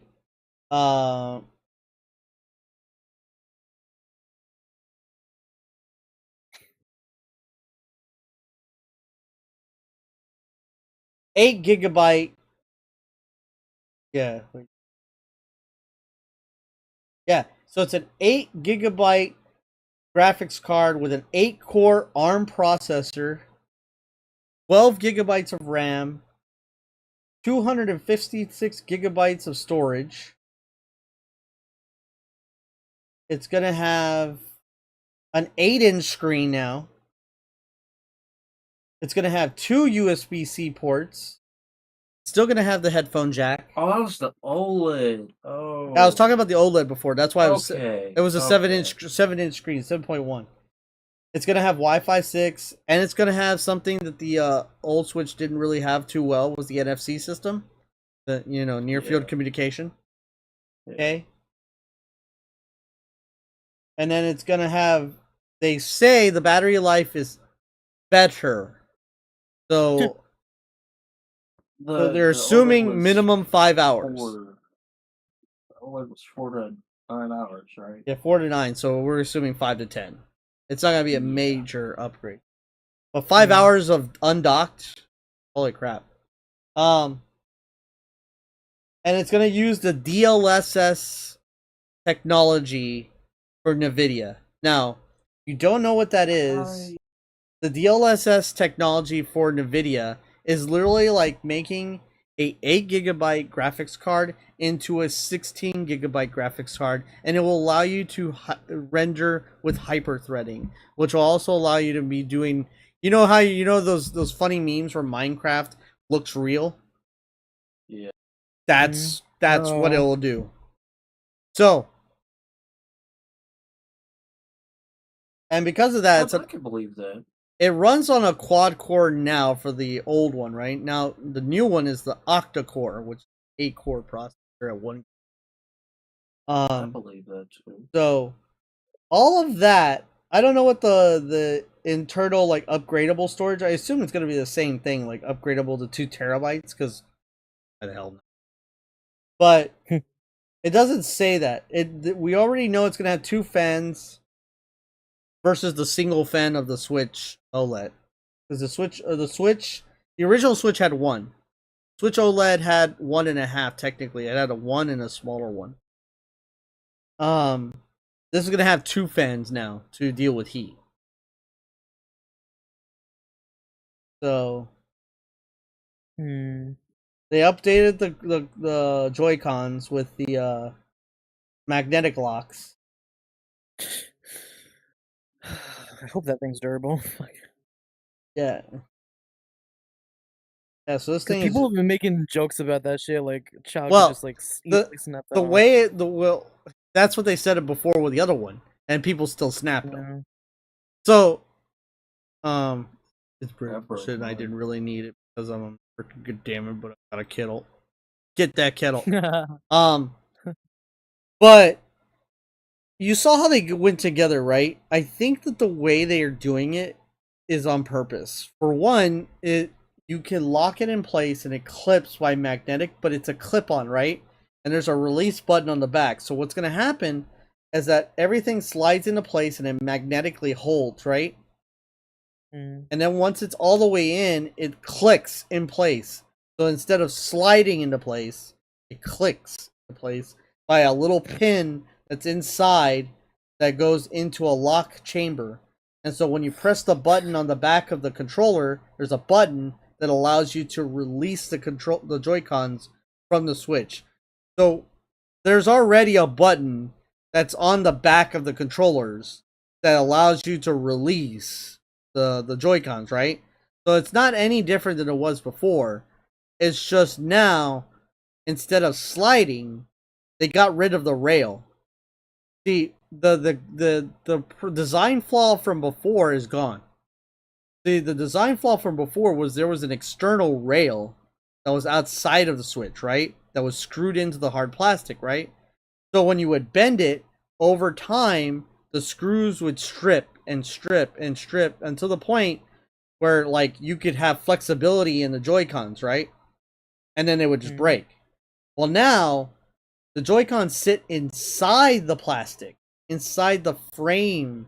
So the metal bar that's protecting the Joy-Con is now wrapped around the insertable piece, and the magnetic strip is holding along with the clip.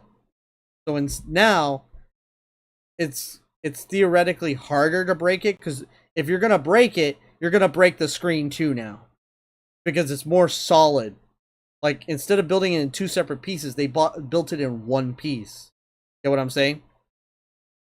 Mm. So that's why a lot of people just don't understand what they're looking at. Now, is it structurally better? We won't know until, Jerry rigs everything, gets a hand on one. Because, he's going to be the tester, right? I want to watch that video when he does that. He gets a Switch 2, and he breaks the shit out of it like a cell phone. He tests it with a little scratch test. It's like, oh, did they use Gorilla Glass? Let's see. It's on a 1, a 2, a 3, no, 5. A 6 scratches it. Because you know how Nintendo is. They're not gonna make like a screen made of, Gorilla Glass, right? They're not gonna do like cell phones, which they should. You think they would make it out of hardened glass, like a cell phone? We already know the console is gonna be at least $50 to $100 more expensive than the baseline. We already know Nintendo's thinking about making games for $70 a pop. So why not have put Gorilla Glass? You already structurally weakened the whole console by putting all these vents and holes on the top and bottom of it. They have a USB port on both sides now. Both? Yeah, it's on the top and the bottom. Oh, fuck yeah. Well, that's good in theory. Yeah, in theory. Now you made a weak point at the same place on the top and the bottom of the console. What does that mean? I could snap the bitch in half. So some 6-year-old's gonna get their Switch, it's like, flipping around, throw it against the wall, and it breaks in half like a flimsy looking piece of junk. That's just gonna break like a Lego piece. Just make this. Where to You two God? alive over there? Nah, they're asleep. Then she wake up. Meow. What do you My think? dad came home with pizza. What do you think So about I'm the gonna grab it Switch real 2, like, so far? What do you want in the Switch 2, Fishy? What do you want to see in it that you don't want to see anymore, like from the old Switch? I mean, I think my main issue with the Switch was that there was Joy-Con drift, but I think you said that they were trying to at least fix that. No, they resolved the they changed the whole way they built it. So, let me explain how they changed that. So there was the internal part inside the Joy-Con that it's like an aluminum piece, right? And it holds the whole like joystick, right? And what would happen is that there was a gap of space at the bottom. And there's nothing there to stop you from pressing into it, right? So what would happen is when you would press it, it would bend the aluminum in such a way that would cause the little actuator to be stuck in a position. And after time where dirt would also get in there and stuff like that, it would get all lodged up in there and cause it to read improperly. And then also the sensors couldn't, you had to like tear it all apart and literally fix that aluminum, reorient the stick, and then clean the sensor, right? So it just took work. You would have to it was too expensive to do that, and it was too risky, and it was just easier to buy a new piece, replace it, and put it in there. Well, they decided now, because the reason that was happening, you notice that on the Switch, right? The joystick has like an open slot, right? Things can get in there. So what they decided to do is what they did was called a double dome joystick. So inside, usually they create a dome that is part of the joystick top, right? And that dome goes over the top and kind of goes into the controller. And then there's a second dome that is covering that dome, which is kind of like a rubbery substance, but it flexes because it's underneath the controller and it's kind of like in position. So when you push them both, they flex together and it doesn't let dirt get under that because it's all built together, right? So when you separate the controller, it's going to be like three pieces and it's kind of like putting a gasket on it. So, and then they changed the component of the stick. So they changed the inner component to not have any gap, also to resolve the aluminum that was in there, and it made it more they went to a different vendor pretty much and bought a different version, and one that was less like likely to do that, and one that a lot of other companies use. And at least, especially with the competitive space, the competitive gaming space, they went with them. And so with these 2 and 3 revisions to the Joy-Con, they're hoping that they're done with it, right? They redesigned the whole like mechanism. So as far as we know, it looks like a good idea, right? It matches the industry standard. It matches what Xbox does, because Xbox doesn't have massive drift problems. They only get it from time to time, versus where Nintendo was getting it like every other day. So hopefully it would reduce it from being 1 in every 100 to get Joy-Con drift down to 1 in every 10 million, which is what Xbox's standard was. So hopefully that problem is resolved. If it isn't, a lot of people are going to be mad. Me too. Because they had a lawsuit about this already. And did they? Yeah, they had a law. Yeah, they got sued for it. They got sued for it, and their resolution was anybody that had. So first off, they had to pay out for the issue. Second, they had to come up with a solution, and their solution that they gave to the court is anybody that has this issue, all they have to do is contact customer support. What they'll do is they'll tell you who to send it to, so you just send it in an envelope with the address and your information inside the thing, with your like Nintendo account information and your return address, right? And then you send it to them, and for free, they'll send you brand new Joy-Cons with that are better designed than the ones you had. And they'll try to, they're gonna keep the same color, so they'll give you the exact same color you had, and anything. If the issue is unrepairable, if it's repairable, they'll just swap out the little stick and give you back the originals. And they have to give you back even the defective pieces too, so they give you back that as well. If they can't fix it, they'll give you back your old Joy-Cons with a brand new pair of Joy-Cons. So, yeah. And that's what the court order was. They were like, okay, the court was happy with that. The plaintiff was happy with that. So, done deal. Nintendo's like, done. People were sending them in like flies. Oh my god, they're still sending them in like flies. So, and they actually, but they don't accept the Switch Lite. That's stupid. It wasn't part of the legal argument. Some bullshit. Only the Joy-Cons. Not the Pro controllers, which have the same joystick. Not the... And also, third-party Joy-Cons? No. So, if you had a third-party Joy-Con, or if you had a Pro controller, or you had the Switch Lite, they do not service you. I mean, third party, I understand. Well, yeah, but they have to say it. Because there's going to be people, oh, well, it's your hardware and you bought it. No, it's not our vendor. We don't care. So, reason why I already have an old Switch. Yeah, buy the old Switch. But, nonetheless. I need no OLED. No, you don't. Just, why are you going to buy an OLED now? The Switch 2, okay, so that's another thing. The Switch 2 will play 97% of all Switch games.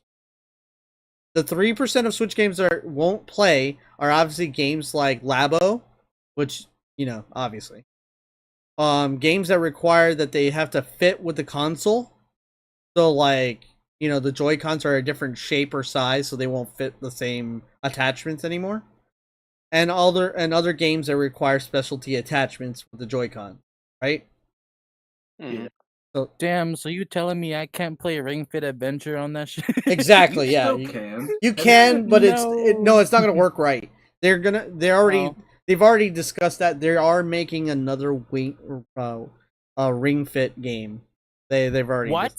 Yes, they're going to make a new one. Yes. They have slated it to 2026 though. So so they're not, they said it and they said like 2026 is what we're looking at. We haven't even really said anything more. We're not really announced. We're just, that is the tentative date, right? So well, at the same time, I also haven't like upgraded from the old Switch either. So, well, you're gonna have to just get a new Switch. If here's my thing: if you're looking to get a new Switch, just wait for the Switch.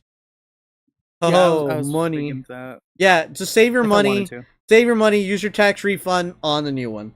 So, if you get taxes, if you don't, work for it. Shit, I'll sell my old Switch and just get the new Switch.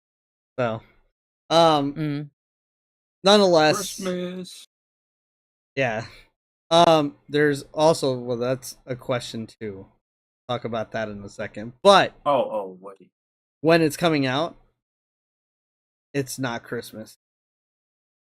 It's not November. Not September. What, Halloween? Is it May? There's a lot of debate that it's 2 months after April. Is it gonna be in No. 2028? The reason why we say this is right now there are Summer. special events that happen right after the direct where companies get to touch it. They get to touch the console already done. Like a test run. No, they get to like fully touch it. Publishers that haven't been given access to make games are getting to touch it and get to feel it. Investors get to touch the console. So That's gonna go left. no, what they do this every time when they have a new console, like right after they say, "Hey, we're gonna release the console this year," and they say it's gonna come out on this date. That date is corresponded to 1 month after they talk to those people. All that happens in April and May. So we're assuming June. June. That's smart. That's smart to do that. Ooh, I can't wait to get one of those in June. June and July will also be in summer. So they actually got new games that I give a shit about buying. June, July, and August. Yeah, Well, June, July, and August. The reason why Summer. Kim, I don't know if you have Tears of the Kingdom. Imagine playing Tears of the Kingdom on a console that's 5 times more powerful than your current Switch. And you're using the original. The OLED, it's 3 times more powerful than the OLED overall. So it is on par. It's right just below the PS4 strength. Like right on it, like right on the line of the PS4. So there's debate that Grand Theft Auto is gonna come over and other games. Like we're gonna talk about that in a minute, but I got the OLED. So yeah, no, it's way better than the OLED. Way better. Also, another thing too.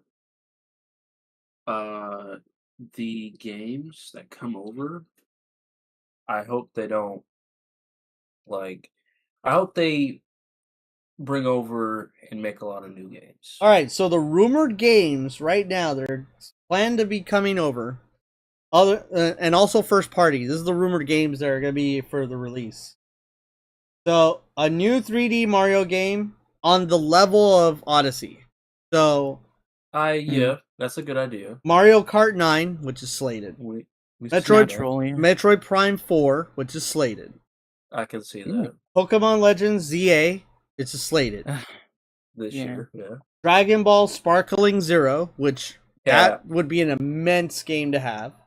I don't see how they can do that, but okay. The whole team has already been. Okay. Dude, it's on the level of PS4. The game. Oh yeah, you're right. Tekken 8. I can see that. I see that. Elden Ring. I don't see that. They did Dark Souls. They're under. They're going to do Elden Ring. Yes. Possibly Call of Duty. Okay, But yeah, the reason why possibly Call of Duty is because they got a contract with Xbox right now. So Diablo 4, Fallout 4, Starfield, yeah, those are highly likely to come to the Switch. Yeah, especially after they got Call of Duty. So why are they bringing other console games to the Switch too? Well, okay, so that's a very important question. You remember what happened to the Wii U? They had no third-party games. None. Like 10% of the library of the Wii U is third-party games.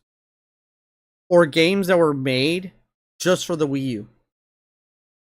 Like Black Ops 2. Right. That's why the Wii U failed. I still think it's a good console. The console is decent. They just decided during that era to not go with third-party games and stick with themselves. And that was also because the Wii was the worst console ever when it came to games. The Wii? So what a lot of people don't realize is what happened between the Wii and the Wii U. So in the Wii era, the first 3 years of the Wii were the golden years. Yeah. It was the greatest console ever. After that, then there was what's called all of the ransomware and all of the remakes of games that were not games, that should not have been games, all the crappy games. If you go look at there's one company that made more than 100 games that were all copycat. Like, and what I mean copycat is like literally, go look at Re-Res. They got that company. And they found out that this one company made 8 games with the exact same engine. Meaning the story was, all they did was change the assets, but the way everything goes is exactly the same. You go to this point, to that point, you get this item, you do that thing, it's platformer. Everything was like in the same place, just different assets. Like literally you just like, oh, let me make a game about mummies, and let me make a game about, this other character, and the only difference is that you just character swapped. Like all you did was change the look of the game, not the gameplay, not the mechanics, nothing. They copied, pasted multiple games, and they weren't the only company to do this. There were so many companies that did this that there are hundreds thousands of games on the Wii that were literal shit. And so what happened was Nintendo found out about that. And they decided, hey, we're not allowing third-party companies to do this anymore. So they made the Wii U. And when they did the Wii U, they were really afraid of that happening again, so they didn't opt in for any third-party companies. Only the most prestigious, right? And so the Wii U not only sank, but slammed into the floor at full speed. Because it had nothing to release. It only had the first-party game. So, you know, that's why the Wii U failed. The Wii U failed because of the Wii. And everybody was scared, and Nintendo was scared that when they made the Switch, the same thing would happen. Which it did happen. If you go to the Switch store right now, I can find you 100 plus games that you can buy for anywhere from like $1 to $20 that are not games. That they don't even work on the Switch. They don't even work. Like if you try to play them docked, they won't work. You try to play them undocked, they won't work. But if you touch the screen without the Joy-Cons attached, it works. Because what did they do? They put a mobile game on the Switch. And the Switch is not a mobile console, like a phone. So can you imagine trying to play on the Switch like a cell phone? I feel like that would be a pain. Yeah. I mean, to begin with, there are some rudimentary touchscreen features, but But it's not. the prevalent.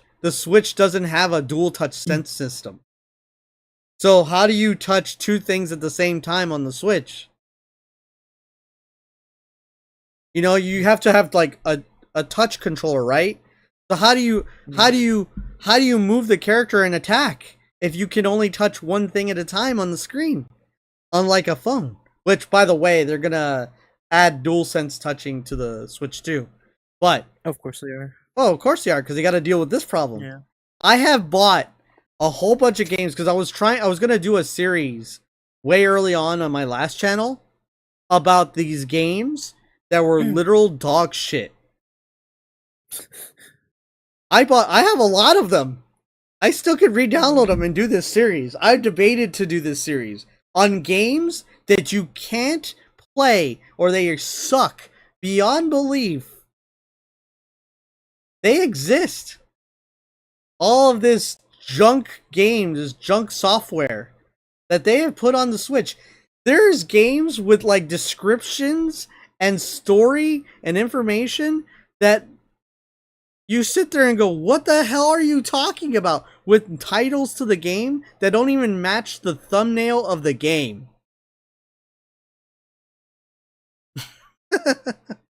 So, understand, the Switch got it too. It's just that the eShop is shit to surf. And so people can't really, like, buy these games easily. It's not like before where people would make... It's because now Nintendo is not allowing people to make cartridges of these things, right? If you make cartridges, you have to be approved to make a cartridge, right? But you don't have to be approved for shit to make the eShop. You can make your... Look, if you think I'm joking, here, I'm going to load up the Switch right now. And I'm going to list some names for you. Alright, I'm going to load it up right now. I'm going to show it off. I think I still have some of these games still loaded that I can kind of describe. Let's see. Here, okay. Mysterious Retro Games Bundle. There's no retro games in there. Let's see. What? Let's see. Where was another one? Some of them are gone now. I've deleted a few, but Air Conflicts, Pacific Careers. It's supposed to be a World War II game. What? Let's see. What else we got in here? Because I know I've deleted a lot of them. I deleted a whole bunch of them. This is actually good. Yeah, I deleted so many. I don't even know. Wait, how do I re-download games? Right, so I can go see the names. I want to see all the names. Hold on. Hold on. Give me a moment. I have to load my eShop. Well, meanwhile, that we're just, but they're terrifyingly bad. All right, let's see. My read-down: Air Jet Balls. Fighter Combat Europe Flame Fly Plane Attack. Okay, no, after the first like 6 words, I'm like, nah, hold on. What is this? Airport Administrator Simulator. Huh? I'm gonna administer an airport to you. Car Racing Highway Driving Simulator Real Parking Driver Simulator. That's the name of the game, people. I wonder what you do in the game. This next game Maybe is you called bag groceries or this. something. This next game is called Corrupt Political Idle City War Strategy Simulator Craft. That does It'll. not sound right. Yeah, it was supposed to say idle, but it's IDDLE. Oh, so idle. I'm getting a Oh, headache. I'm starting to get a headache. Here's another game for you. You might know of this one. Crash Metal Drift Racing Car Driving Simulator 2022 games. I've never heard of this before. Oh, this is not the only time that they misspelled the name Idle, by the way. Here's another one. Of course it isn't. God damn it. Crypto Mining Simulator Trading Strategy Tycoon Craft and Idle. How about this? It'll. How about Deep Space Action Fire Sci-Fi Game 2022 Shooter Strike Simulator? I'm so. Oh wait, hey, you want more? Fire Car Fire Truck Sim Driver 2022 Simulator. Somehow, some way, and in no other universe, I think I'm gonna have a heartburn just by listening to this. Wait. You know how there's what's that game that's like apocalyptic, but with all the mushroom spores and everybody turns into zombies? What was it? Zombies? No, you know how the main character's daughter dies, Half-Life? right? Huh?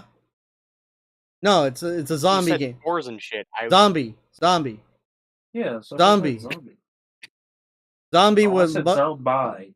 zombie was Zombie. left for something or something real short. Left 4 Dead? Not Left for Dead, but it's like it's No, not for them. it was a it had the main character's name was like Joel. Last of Us? Yeah. This game Oh, this game is supposed to be reminiscent of that. It's called Infected Run to Survive. Okay. I don't see how that's reminiscent. That's the picture looks like has Joel in it. How about Kanjozoku Game Car Racing Highway Driving Simulator? Take it off the shop. How about Kart Crazy Race Simulator? So Mario Kart. How about Lubberman and the Legend of Animal Warrior? Oh wait, let me pronounce this properly because they typed it wrong. Lubberman and the Legend of Animals Warriors platform game 2022. What? It's like, how about, let's see, what, Prison Life Simulator 2022 World Fight Battle wait, let me say it the way they have it typed. I'm sorry. Prison Life Simulator 2022 World Fight Battle Ultimate. Okay. Prison Life Simulators. Shark Simulator Fish Predator. How about Sniper Secret Assault? How about a game called Superhero Fighting Legends? And the title, the thumbnail is of a shitty version of Wolverine.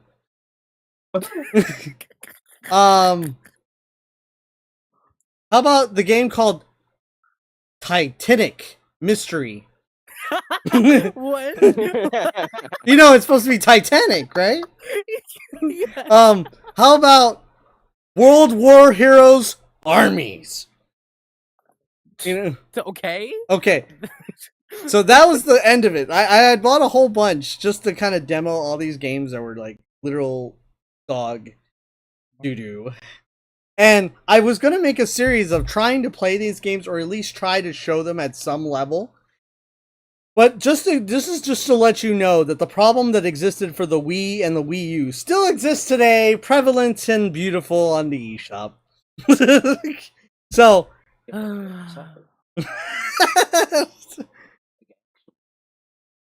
Oh, you said you wanted to fight prisoners?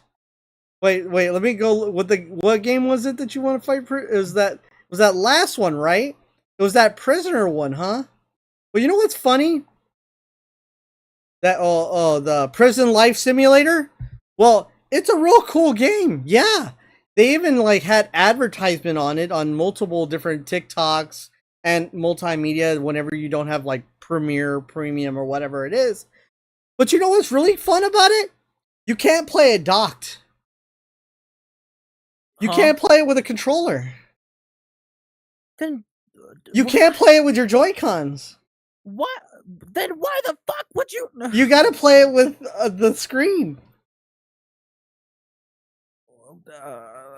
And did you know that it doesn't work quite right with the screen either? So I had to put on. I had to attach the keyboard attachment to be able to play the game. And then change the layout of the mobile game to be able to play it on a keyboard made for the Switch. So I was essentially playing a PC mobile game on the Switch. You're welcome. I suffered this pain for you. Mm-hmm. I think I still have a game that I had played. What was it? And I had made somewhat of a video of it, and I don't know if it's still here. Wait, I may have deleted it. Like, cause it was just funny, stupid. And I bet I deleted it. I know. I was like, get rid of all this crap on here. Kind of gotta go in a little bit. My boyfriend's kind of getting a little mad at me. No, you stay forever. You never leave. No. But nonetheless, you're not allowed to live. It reminds me of Grand Theft Auto game where you could go like into jail and get a giant dildo as a weapon and beat up prisoners with a giant dildo. Yep, sound about right. So, oh, really? That's a thing? It's a thing. What do you mean? That's multiple games. All these guys just copy each other. So, yeah. That's what we like to call jocking. That's what we like to call jorking it. Jorking it. So I'm telling you that the world of the Nintendo Switch 2 looks bright, and we'll have thousands upon thousands more games that are just as shitty as all the games I just mentioned. Why are you re-downloading this game? I did not tell you to do this. Smashed your ing. I don't want to play this game. It was that I liked. So, Mungus. But nonetheless, who wouldn't want to play those games, right? No, those are the best games ever. Half of them don't even work on the Switch. There's a game that doesn't work at all on the Switch. Like, period. I couldn't get it to work. But but then I figured out how it works. What? It plays by itself. Huh? It plays by itself. You don't need to play the game. You just open the game and the game plays. What does it do? It plays the game. Plays by itself. It plays the game by itself. Bro, that's like watching a playthrough. And then I realized what was happening. I was watching a video. Playthrough. It was playing just a video of the game and considering it a game.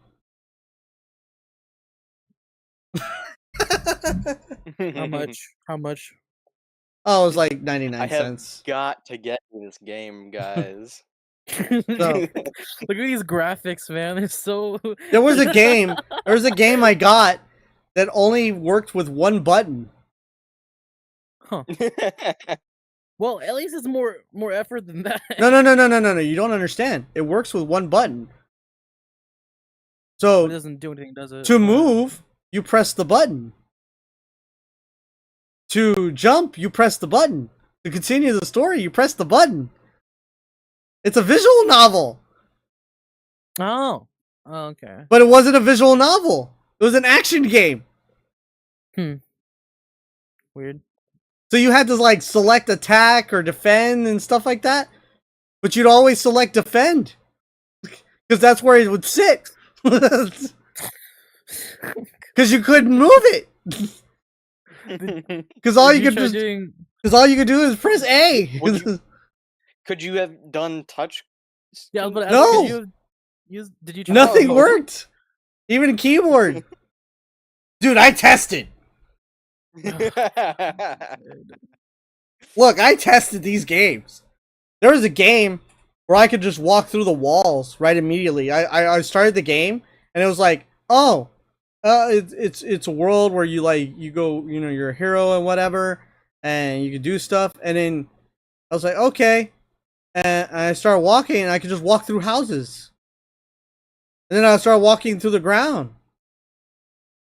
And then I started walking through the sky, and I'm like, oh, okay. Well, you're telling me that you don't do that? Well, there was no borders.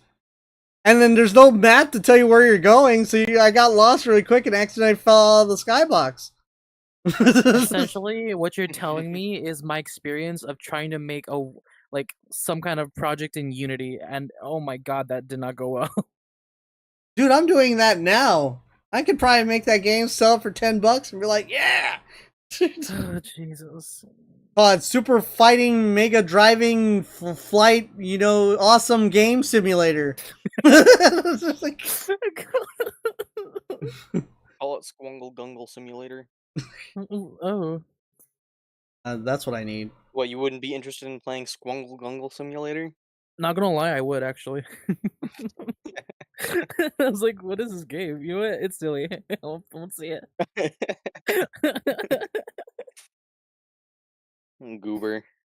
So, yeah. That's what my husband calls me. And don't do that. Don't say that. That's a really dangerous word. What? What word? Okay, Goober. Yeah. Why is that dangerous? Now I need to know. Goober? Okay, I have to go now. Bye. No, hold on. Don't disappear yet. Now you can disappear. No. Are you disappearing or not? I gotta look at my fucking screen first. Hold on. Oh my god. Jesus, Okay, alright. so. See ya. See ya. Oh, we're all messed up. No! Disappear or not disappear? That is the question. Now all the names are wrong. Meow. So yeah. Nonetheless, fix this in a second. But yeah.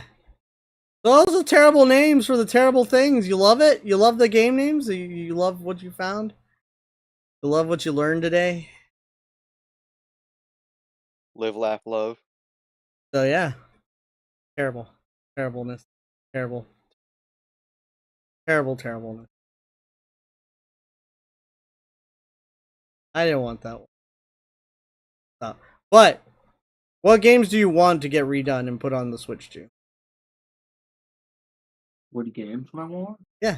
What is the game that you're looking forward to? Don't just say fucking Zelda. Spider-Man. Spider-Man. Oh, the new Spider-Mans? Yeah. Spider-Man. Spider-Man. How about you, Fishy?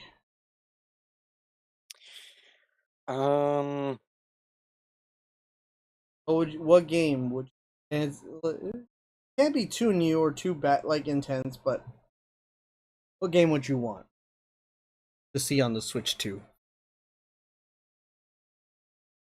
Everybody's gonna get a Zelda. Everybody's gonna get a Mario.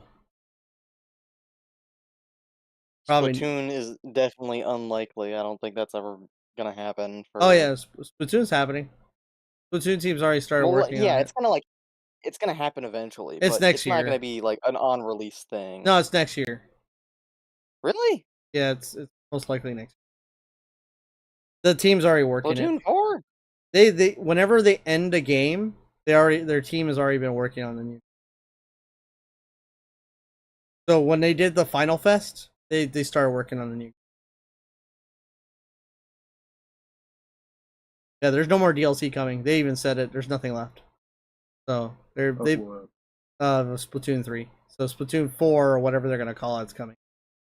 So, but it's not this year. It'll be next year. They know. Interesting. Yeah, they're using the same timeline they did with Splatoon 1 to Splatoon.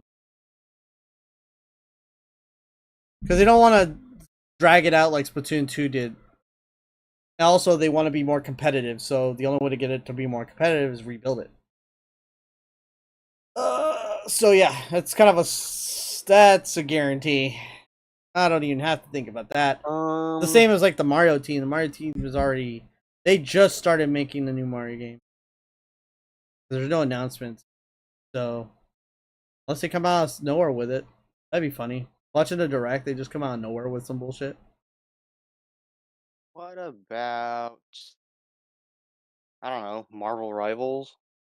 Throw that on the Switch? I think that is possible.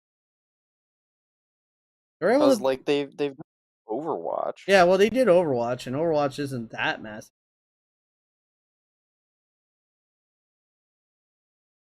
How many people would play it on the Switch?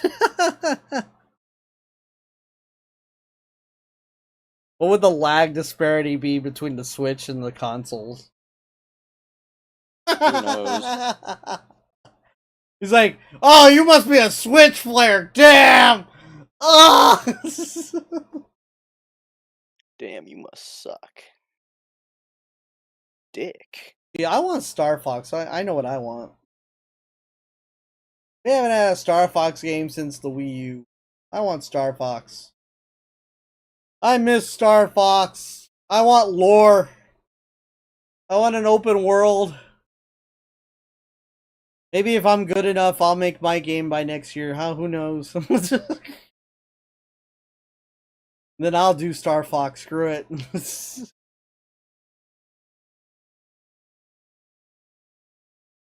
on, people. So, a portion of What about Candle Lighting Simulator? candle lighting. There is. Oh god. There's a clock simulator too, which is literally just having a clock on your screen on the Switch. Like, there are some really dumb simulators on the Switch. Like, there's really dumb games. You think I've hit the bottom of the no. I have barely touched the iceberg. I haven't even figured out how wide the iceberg is to know how deep it could be. All right? I realized that when I was going into doing what I was doing, like looking at those games, and I was just like, "Oh god. This is a whole thing. All this fake games. Some of these games are just ported mobile games. And crappy ones too. It's just like, why? Crappy ones too. There's games that don't even work. Literally. Games that play themselves or one button touch games. Like, what? It's pain. Alright, so any questions for the day? Any questions? Might be a shorter podcast day. We're playing a lot more catch up today. For all the good and great news that's been happening for the last like few weeks. But we'll get back into the rhythm. A more silent day. And a more silent day. No, we need to end that. We need to be more lively. You're all dead. You need to wake up. Be more lively. We need to bring drama. Let's talk about DSP. Let's talk about drama. Let's bring drama. We can do that next week. You want to talk about drama next week? Yeah, I'll be down for DSP next week. Nah, he's already suffering. It's over. The arc is over. I'm just so soon. You talk about YouTubers next week. Bring it all in. This moon has no clue what's coming towards it. Oh, you're gonna moon the moon? Are you gonna moon the moon? It'd be funny. Do we do that in the game? Moon the moon? See, the moon... Okay, wait. Here's the thing. The moon is, like, solid black. So when you do get to space and you do see the moon and it's like a solid black mass, and it kind of looks like a black hole. Like, it's really, like, dark. We just moon the moon. I expect your character to do. I need Fishy to make himself a character. What? Huh? For what? I don't know. Just be funny so you can moon the moon. You said you wanted me to make a character. A character for what? Nah. For echoes, I was joking. Cause you already have Krillian. I've already made 2! I know!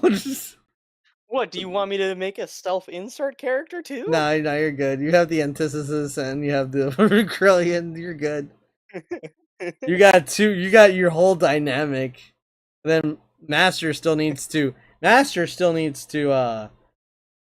give me a little bit of personality of his character and like I forgot what weapons. Tiger, Cook, and Oh yeah, I typed him in there, but I need personality. I need more info in your character. You need to like develop him. So that Are way you gonna have any, like, strange wizards that cast Fireball? yes. Yes, but not fireball.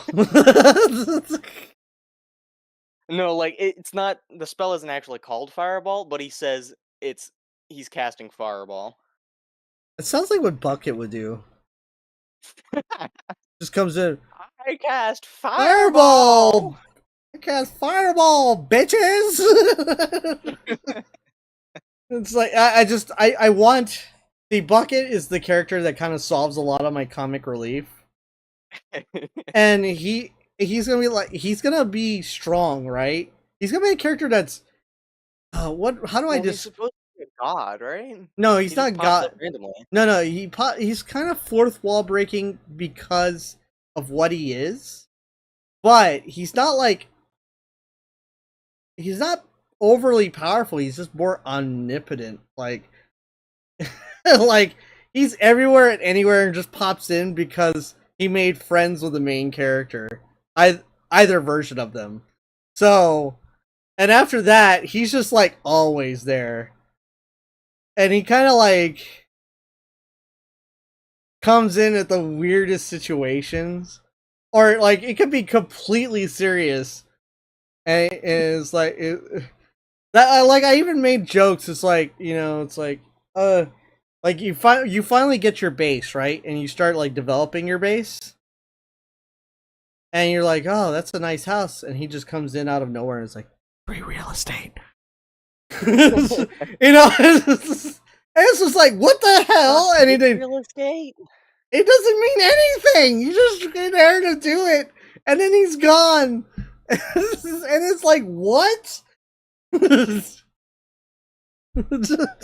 That's what I'm like. That's the joke about him. Like I might not do that thing, but that's the joke about him, right? He's just there, and sometimes he actually will help or hurt the overall like situation, but he's not like integral to the story at all. Like he's just fucking there. So we've discussed that a lot. If I'm already gonna do all these memes, I'm just gonna double down. But I'm gonna be very careful not to make them seem forced, right? I don't want to force them in. I want to like naturally let them grow in. So like when you said the Skyrim thing, I was like, well, the situation that's gonna occur is kind of naturally going that way. So if you just like wake up and there's this situation where you're sitting in like a chamber, like a back of a vehicle that's flying, right? And you have windows around you so you can see what's around you. and have the same scenario where you have 4 people just chained up and have them in the exact same positions, the exact same way, saying a almost identical line for line for the Skyrim opening, but just change it for Echoes of Arcadia. It would be the best thing ever. And even the intro, the sign in for the title of the game, even though you just started the game and you've already seen the name of the game and you already seen but just in white letters that just pops up on screen in basic white letters, just like Sky. And I want to do Skyrim font, but I'm not gonna push my luck. I'm gonna do it in like an old Roman or old style font. But you like, could just do it in Times New Roman. like, just do it in Times New Roman or something like that. Put it in there, you know, and the name just fades away. Like, and like I said, like the S appears, and then the whole name appears from that. You know, to make it seem like, oh, yeah, he knows what he's doing.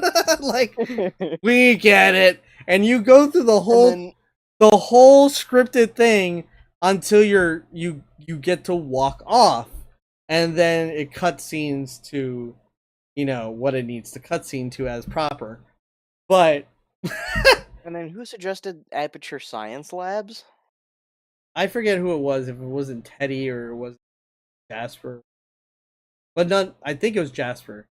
I think it might have been Jasper. But that would be great for the, you know, the girl.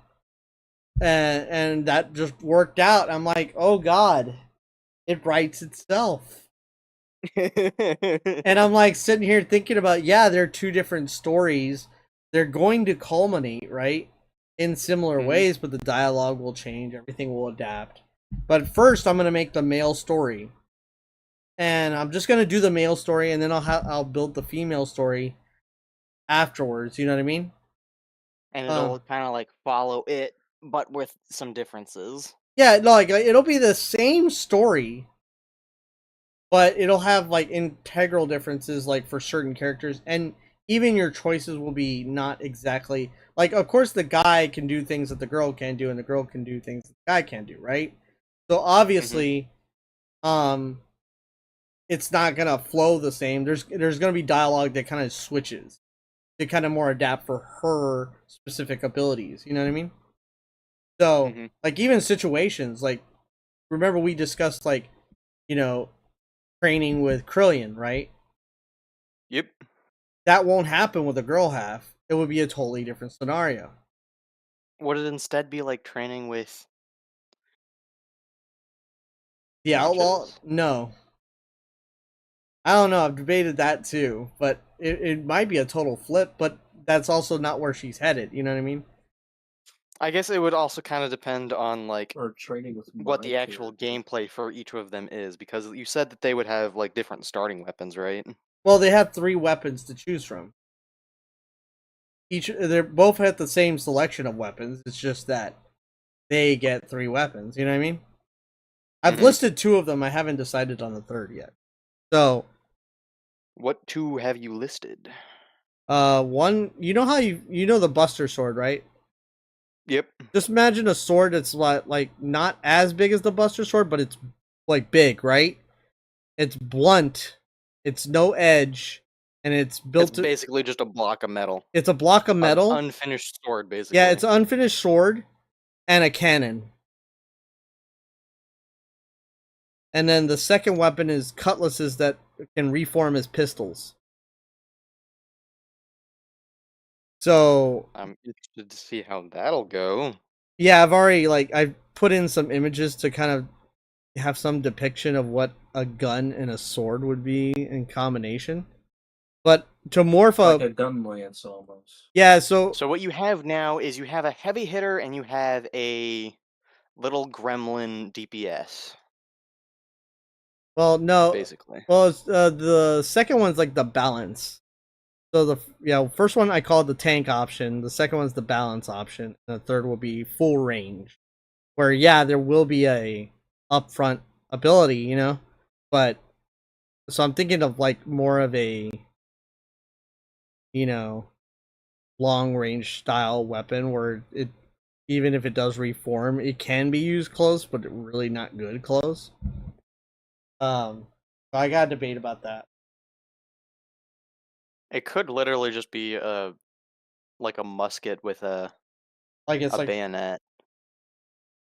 maybe. I don't know. I had to think about it. Pull it over for a while. The first two are kind of easier to do, but the third one I'm kind of like, wah wee wee.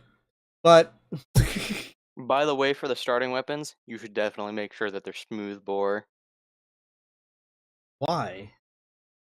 because then you don't get to hit anything. No, don't be rude. No, okay. Also, yes, the primary weapons for all characters is the weakest version, right?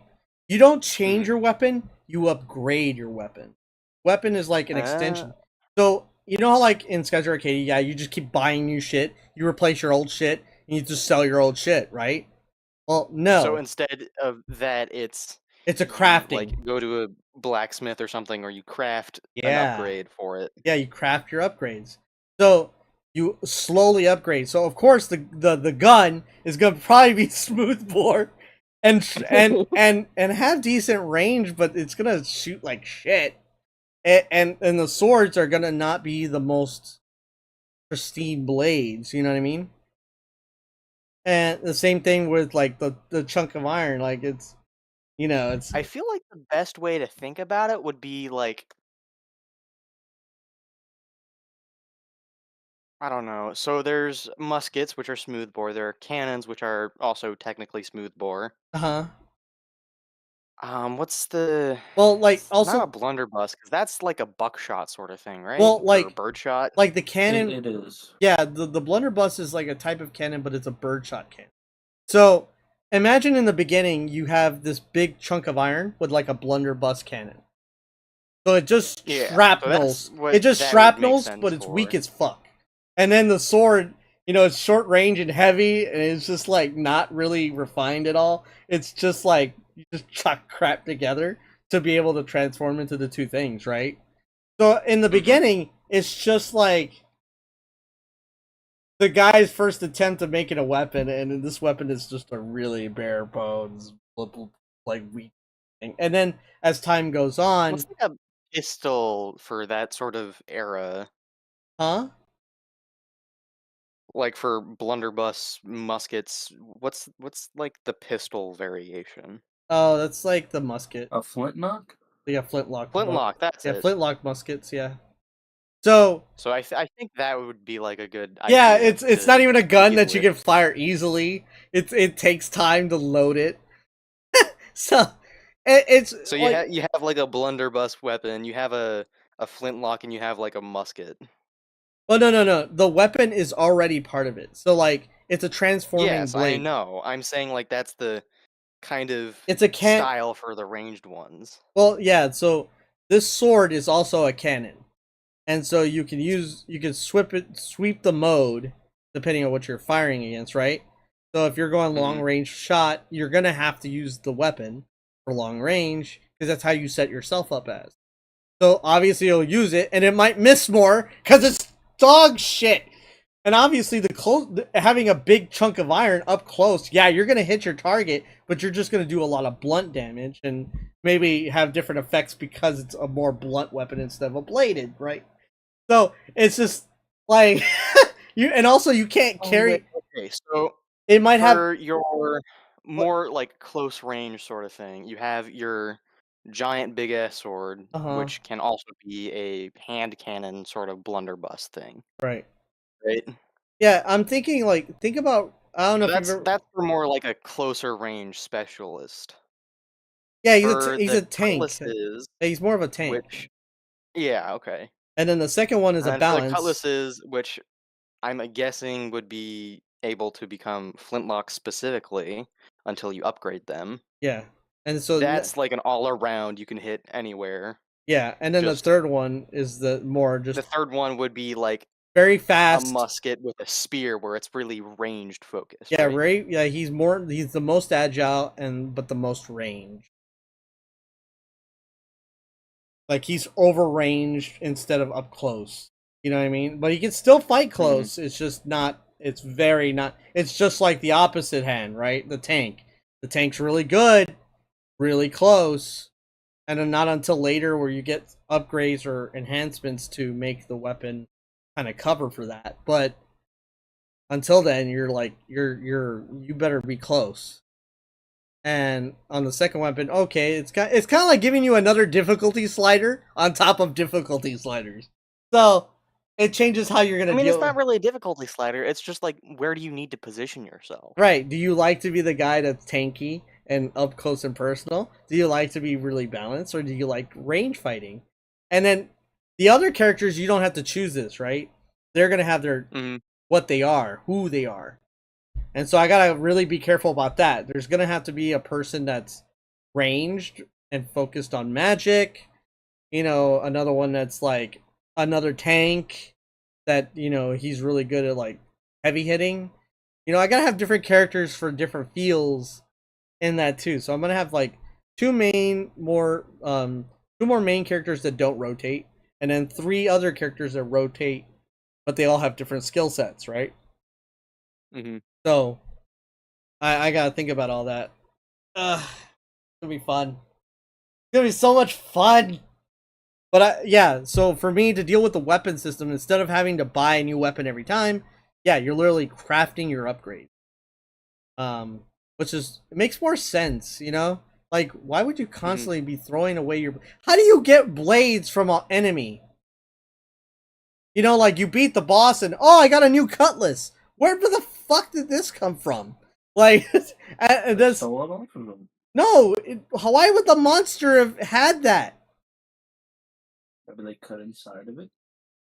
It's still alive. The guy's dead. For guaranteed, that thing has dissolved or gotten tossed away because that thing healed. No way that is in him or in it. So, like, it would make sense if it was in a treasure box, right? Okay, I get it, I right? would think it's kind of like it ends up being more of like a Monster Hunter system. Yeah, But are you like crafting new gear, or is it just like you specifically upgrade your current gear? you upgrade your weapons. Your armors have to be. Okay, so it's for the armor, it's more like Monster Hunter, and then for the weapon, it's more like, I guess, Hollow Knight. Maybe. I haven't played Hollow Knight, but In Hollow Knight, you have a nail, which really, whenever you upgraded it, it just does more damage, and that's it. well, like the weapon that you upgrade will have like, yes, like even the weapon has benefits and sacrifices, right? Like if you pick a tanky weapon, obviously you're gonna lose quick, right? You're not gonna be a fast and agile fighter. So immediately the weapon has a negative effect on you. A positive effect on it is because it's heavy and strong, it'll have a better defensive capability, right? And also have a better attacking capability at close range. So because of that, yeah, some stats will go up, some stats will go down. Depending on what weapon you choose or what upgrades you take, can, you know, they'll even have like chances of status effect, right? Because I've just like typed in all the status effects to the game. And so now you can have like status effects that you know, could poison your enemy, right? Like there's something infused to the blade that auto poisons, you know? Or gives a chance of stun, or gives a chance of daze. I have one that's called daze, which is literally like stun, right? Like you flinched, and so you skip your turn because you're flinched out of it.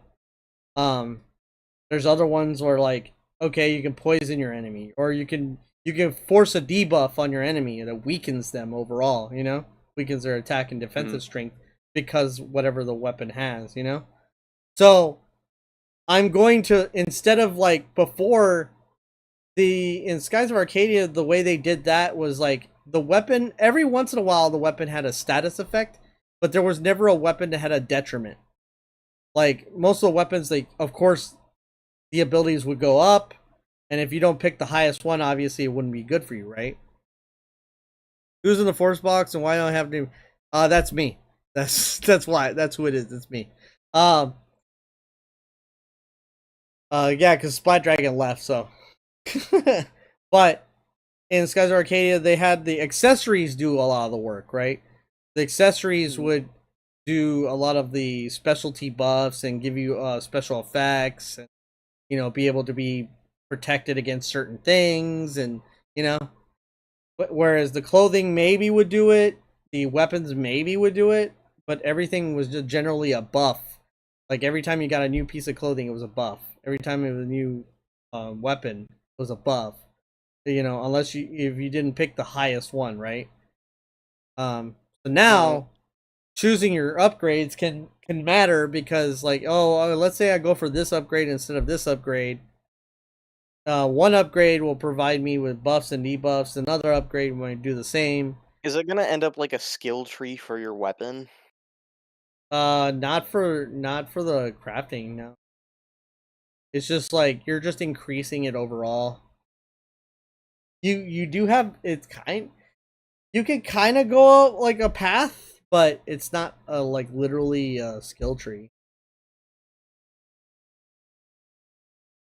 Like you can upgrade it 2 different ways if you. But yeah. Temporary buffs? Yeah, there's temporary buffs and debuffs. Like there's gonna be stuff for regeneration. Well, regeneration is for HP and restoration is for MP or mana. Alright, I need to go to the bathroom. Run! But yeah. So that's what I'm doing. Master needs to start thinking about his character. He needs to come up. Can you make some buffs come from food? I have thought about that, but most of them are gonna be potion related. I don't know if I do with food, because then food I would have to create another system. I don't know yet. It's a little early to say if I'm gonna do food, because I know where you're getting at. You're getting at like Zelda Breath of the Wild, Tears of the Kingdom kind of thing, or Monster Hunter, where you're like you eat food and it gives you like buffs before battle. But you can buff with magic, you can debuff with magic, so I don't think you really need it too much to have foods that do it. And you can't pre-buff the character.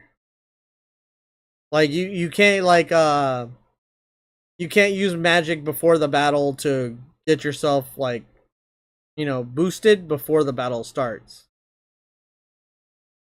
At least not yet. But maybe the buffs from the food stack with the magic. Yeah, I get what you're saying. I just haven't thought about it too much about it yet. Like when it comes to food, I haven't got. The lore hasn't gotten deep enough to see if I could do that, or if I'm gonna do that. It is something to keep in mind though. Like I haven't said no to it. Let's go with that. I haven't said no to that option. I have gone with the idea of like, how can I make the overall system better? Most of my problem is I don't want to I want to do something different in a way that I make the magic system more useful in the game. Because in Skies of Arcadia, it wasn't very useful. Like it was useful only in very specific battles, and then like in Skies of Arcadia, I could learn silver magic, red magic, green magic, and purple magic, and never learn about blue and yellow because I didn't need them. Like I honestly could never. I'd never have to learn blue and yellow magic. I could go without learning one spell, and I could still beat the game.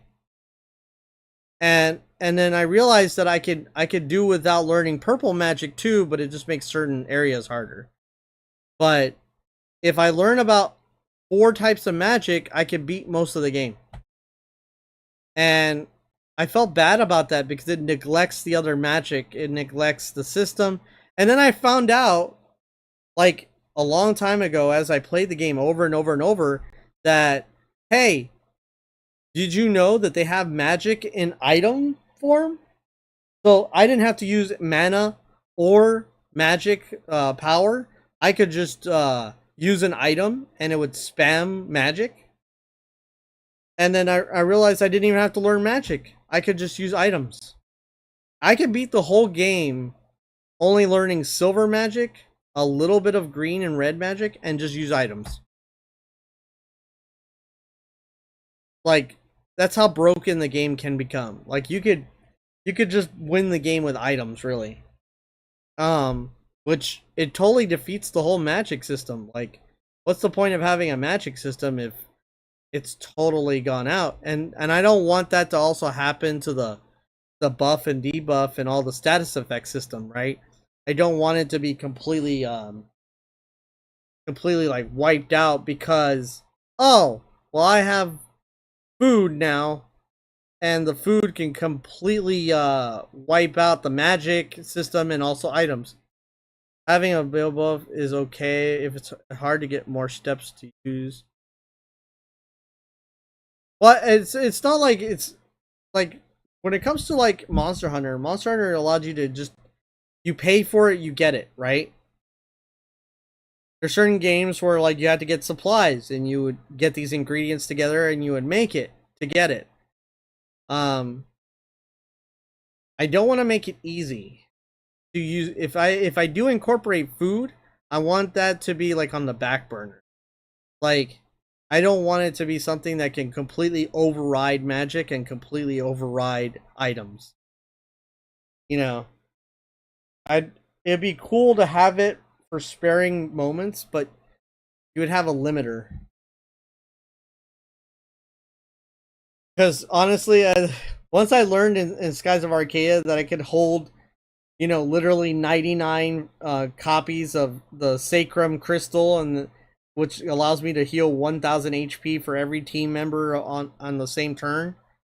So in other words, I could have all 4 characters use a Sacrum Crystal and heal 4000 HP per turn. That means I could just outpace most of my enemies, you know? Unless they hit me harder than 4000 HP.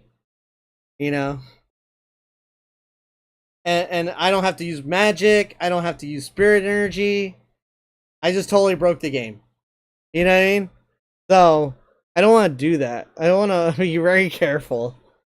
I'm going to make the item system a little bit simpler, but a little bit like more stable. I want to make the magic system a little bit more useful, and it works outside of battle too. And I want to make it to where you can do more outside of battle than you could before. And I want people to be able to do stuff, you know. Kind of like Pokemon where you learn cut and then you cut down a tree. It's like, hey, you have the ability to make fire from magic, you know? That means I can make a fire, you know? You know? That's what I thought about. I had just made a spell just recently in the game. And I forgot what I called it. What is it called? Hold on. Oh, look it up real quick. What's the spell called?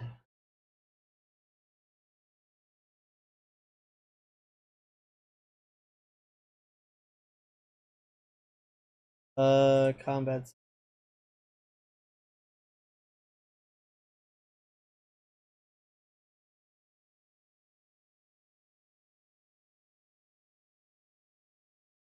I think it was a lightning magic, yellow magic. So I made a magic that was called Wisp. And the magic Wisp allows me to create ball lightning, right? Well, that's really cool. If I had ball lightning, that means that it could affect multiple people in a range, right? Like if it gets close to people, it could shock them, right? But it's a ball of lightning. That means it gives off light, right? So what if I could use it outside of battle to provide light to an area? And so that's how I'm also thinking about stuff. Like, I'm also thinking about, like, can we use this magic realistically outside of battle as much as inside of battle? Because I don't think that was thought about too much in Skies of Arcadia. I think it was just like, oh, well, it's only battle systems. It's only battle, you know? And I want to be able to use some of this magic and have the magic actually part of the world. Like, make it to where, yes, the magic is part of everything. It is part of the world around you. And the world of, you know, Arcadia is very dependent on this magic, the mana. very dependent on mana. Like, I don't know if you heard too much about the story and the development of like the game so far, but mana is the essence of everything that's in Arcadia. It comes from the planet itself. All the 6 of the 7 different types of mana, with the exclusion of black mana, comes from the planet, and black mana comes from the moon. So all 6 forms of mana balance out to the mana from the moon to be able to balance each other out.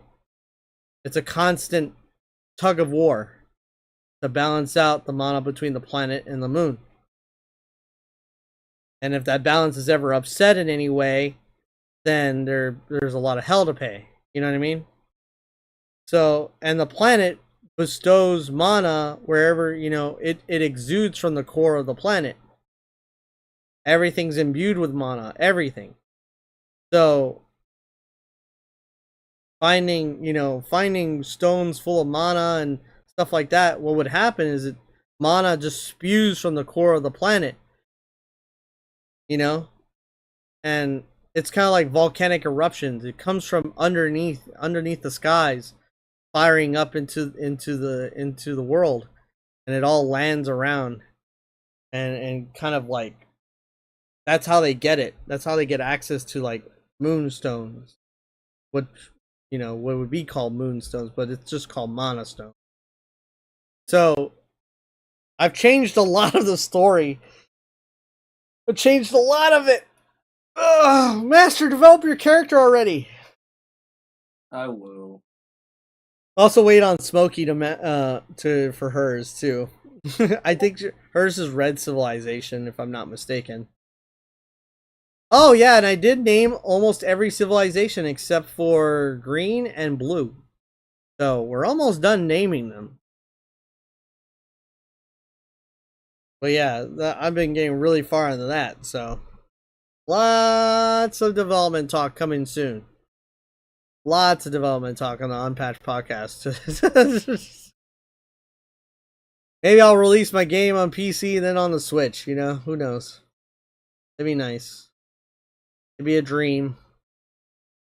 A dream come true. Is Fishy still dead? Boss? Yes. Oh no, Fishy has returned.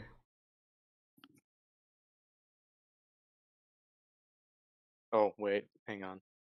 So any questions, Master? Any questions? Well, whenever Fishy gets back, but any questions? No, I don't really have any. None. I hope you heard that. I heard a little bit of I don't know what I heard. So, What a crack. but yeah. So, the whole lore of everything is pretty intense already, and it's gonna get more intense as I go on. Don't worry, you're not gonna like walk into the game and the game's gonna like be like, whoa, and just dump like 200 years of lore on your face. You're gonna experience it as you go and learn about it during the story. But it's not gonna be overwhelming. The system is pretty simple, so I'm trying to make it as simple as possible. You learn it slowly over time instead of being bombarded by. Well, you're already gonna have to deal with like the short and long range part of the battle system, and then later, a little bit later on, you get to understand how to use magic along with that. So it's not like you're not gonna get bombarded with all 3 battle parts of the system. Like, oh, the new battle system, the magic system, and then the ship battle system. You're not gonna get bombarded all at the same time. It's gonna be very like slow, walk you into it kind of thing. Like, it'll be like after 10 hours in, you'll be able to touch all 3 systems. So, Do you prefer Pepsi or Coke? Coke. Same. I don't know. Coke products tend to be better. Like, I do drink Pepsi, but I don't know. Coke, like, I can't help it. Also, I gotta make a liquor. I have to make a liquor for the game because apparently in the game before it had liquor. But what they did was they put berries with moonstones and mixed it together to make what's called loqua. And Oh God, hang on. Skyrim oh no. opening dialogue. What do you mean? No, I'm just gonna look it up. I don't want to do it now. But nonetheless, Hang on. What do you- No, why are you doing the opening dialogue now? because there was something that was mentioned in the opening dialogue that you have reminded me of. How? How did I remind you of it? Master has said nothing. Master, you're dead. Wake up. I don't know what to say. No, you need to say things. Ask questions. Take chances. Make mistakes. Wonder if Velot is still making mead with juniper berries mixed in. Yeah, but that was yeah. Well, no, yeah. I gotta. Like, yeah. I'll have a solution for that statement. Don't worry. I'll have. Are you just gonna say like moonstones? Well, no, mixed because in? it's not moonstones. You weren't here for the part that I described what I changed from skies to echoes. So, they're okay. So mana, the 6 primary mana are the silver, yellow, red, blue, green. You know the basic colors. Black is the new one, Yep. right? So mana comes from the planet. It comes from the core. The core is called pure mana. So it is the embodiment of all the magic, all the mana. From there, it spews forth through the core up and shoots out like volcanic eruptions, right? Mm-hmm. And that's how the mana gets spread out through the world. The mana balances with black mana from the moon. So all black mana comes from the moon. And all the pure mana comes from the core of the planet. And so they balance each other out. And if that's why black mana is considered like kind of OP. It is very powerful magic that no one knows how to use except for the civilization that trapped under it. But literally their magic can stop all other magic. It's a hard counter to everything. And only somebody that knows how to use all magic can fight black mana. Properly. Mm-hmm. So it's the effects of the mana is just so potent. So yeah. So I could put into a state. Well, instead of like moonstones, it's just be mana stones. Same thing. Just instead of coming from space, comes from deep inside the planet. So I made it like just reverse. That's all I did. Interesting. Which I'm gonna have to like animate this happening from time to time in the game. Like it's not gonna be like always happening, but it happens a lot, right? Where it spews forth from the deep sky, and you just see tons of it get launched, and by the time it lands, it's non-destructive, but it's still like hail. So, Is that like how the floating islands formed? so most of it was like originally like all the islands were more closer to the core, right? Like all the continents were under the deep sky. And they were all formed when the core kind of like started to balance itself out, right? And so all the land was created, and because the manas were literally infused into the continents themselves, all the rock, you know? Mm-hmm.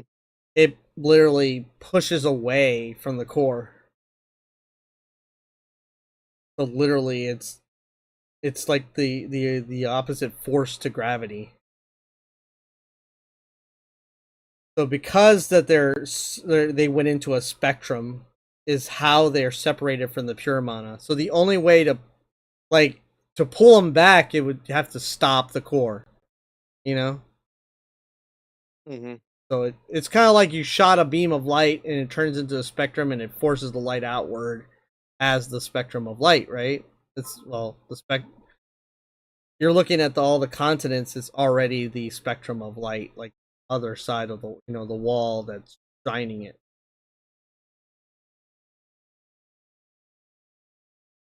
That's like trying to describe it. I've thought it out a little bit, but I knew I had to make a counterbalance because it just seems kind of OP. And silver magic is already OP. It's life and death. You know what I mean? Mm-hmm. So how would I counter that? And it's like, oh, well, I just have a magic that can completely siphon energy from everything and completely like just screw over every magic.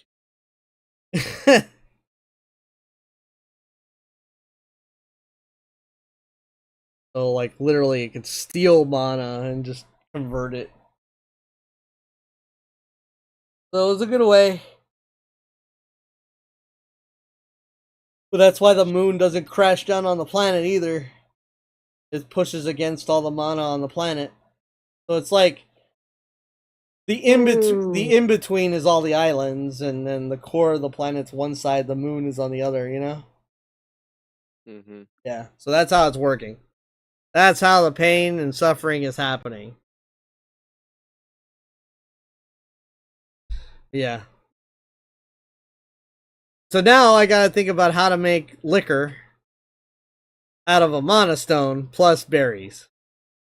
And what to call it, because I can't call it Loqua. It would basically just be like mana wine, right? Yeah, no, but I would have to give it a name, because usually when you name a wine, you name it after the berry. And the berry in the game is called Loquat. Liqueur. Licorice.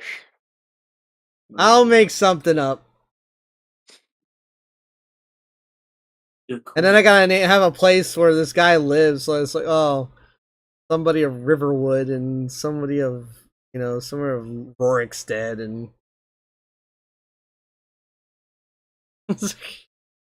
and Jarl of Windhelm. I don't know what the Jarl of Windhelm... What guy is gonna be OP enough to sit there in that position?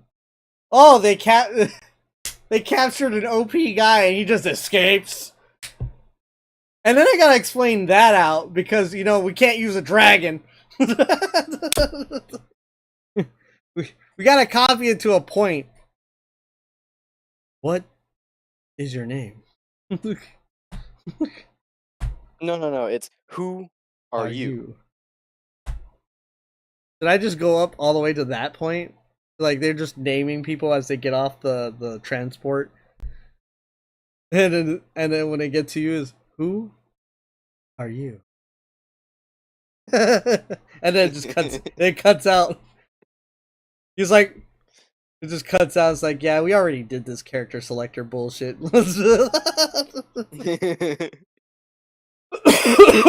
And then wait, no, and then it switches to third person, and it's like, oh wait, and then do you get like a dialogue option? That would be funny. I'm your mom. You know what? That'd actually be a good idea. Just have. Well, it depends on the character. So I was debating on what to make each character. Right. Obviously, Yeah. we could do like Skies of Arcadia, make the girl, demure and quiet, and all shy and shit, and have the guy be a little bit more actiony. But wouldn't it be funny if it was the other way around? and you know, he's just really quiet because he doesn't really know anything, but he's kind of like,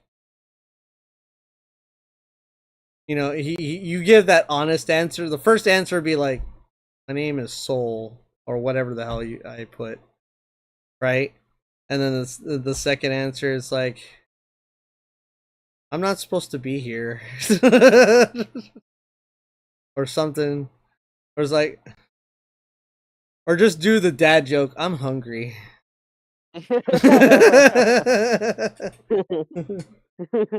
Who are you? I'm hungry.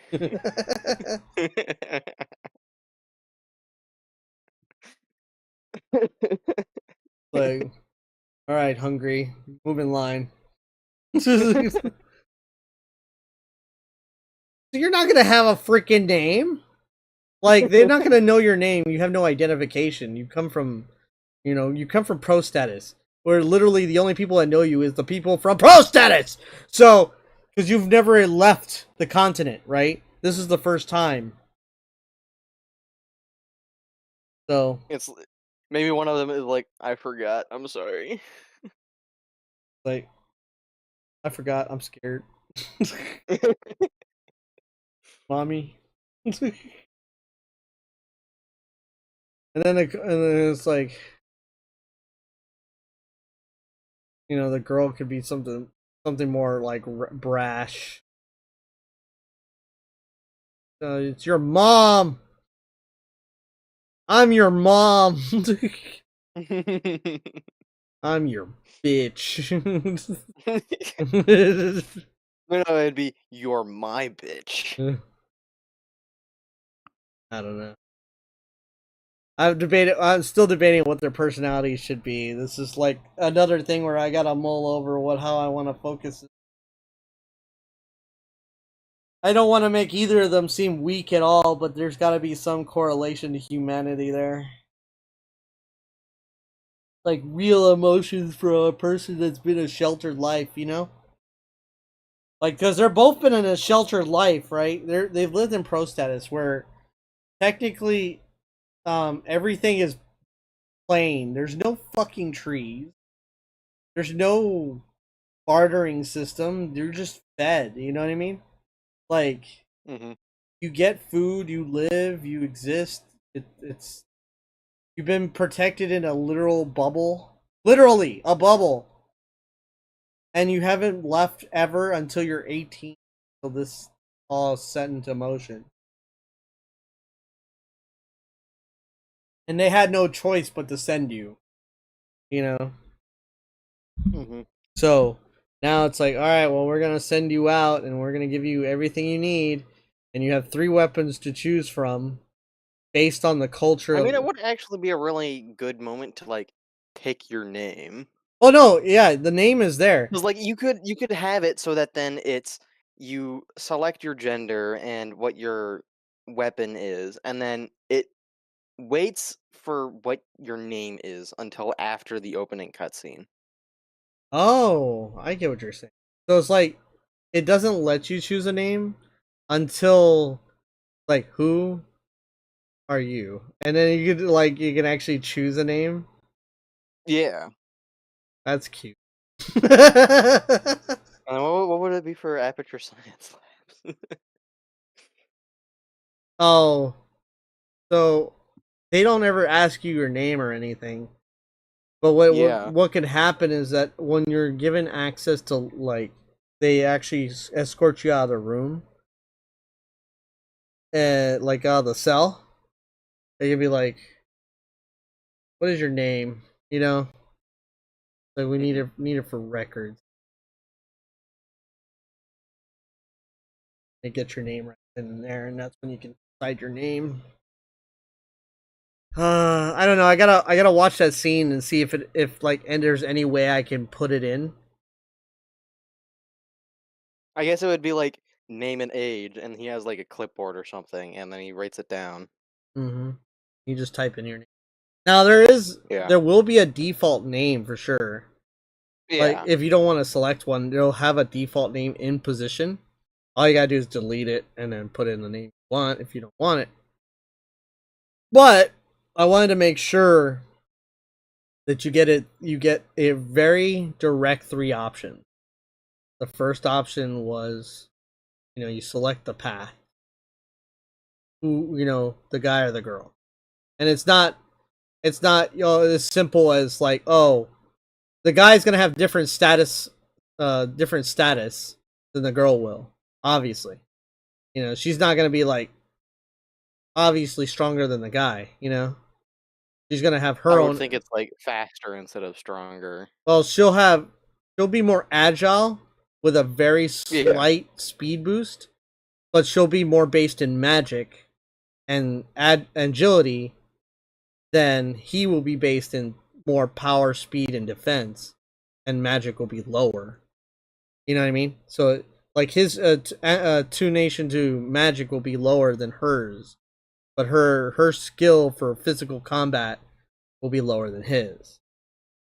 Which would make sense based on the body, right? Mm-hmm. But that doesn't mean that's what they're going to end up to be. You could still pick the tank weapon. It's just that she's not going to be able to use it as well. You're going to it's called like harder difficulty, pretty much. You're going to have a detriment. You're going to lose The speed. breasts are where the mana is stored. Huh? The breasts are where the mana is stored.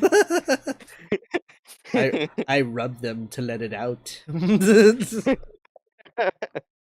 She could say something funny if that's her personality. Hey, dude, I have no limiters.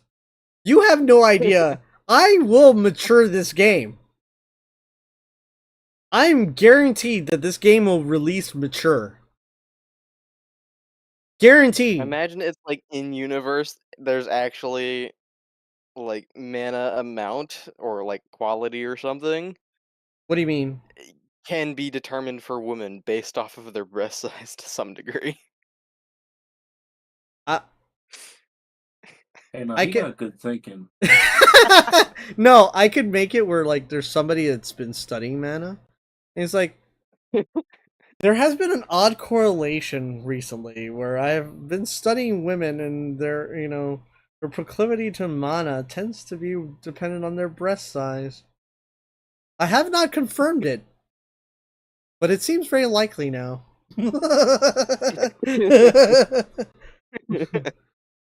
I have to do further tests. Further testing is required. Further testing is required, and then the female character's like, "You ain't touching my boobs." I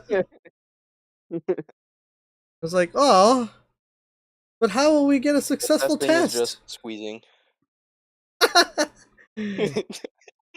He just uses a tool for mana detection. It's like, all right, I need to squeeze. Dude, I am not like you. Everybody thinks that I'm gonna make a PG-13 game. Fuck you. I'm making mature. I don't give a shit. I don't give a fuck. This game is gonna be real. Much as I say fuck, they gonna say fuck. How many polygons are you gonna use to make the titties? More than 4.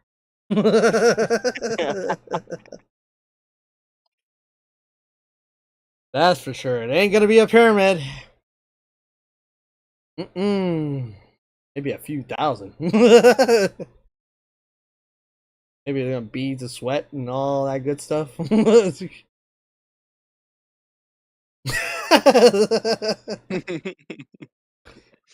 Have a whole cutscene during the beach scene. I will make Just the zoom in on no. the tits. No. Well, like that will be the one time in the game. The one time. Like if I get budget and let's say I can do whatever I want, it will be the one time that I'll do realistic rendering.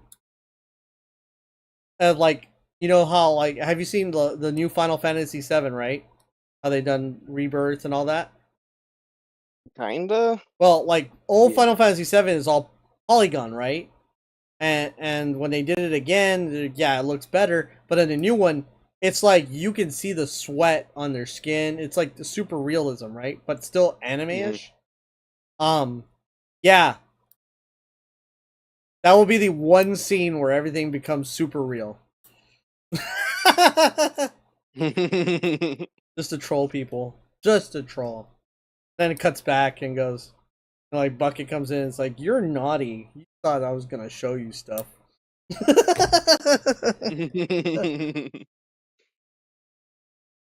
But, you know, I'm playing with the rules that I have, so if I get billions of dollars, then I'll do it. But otherwise, no.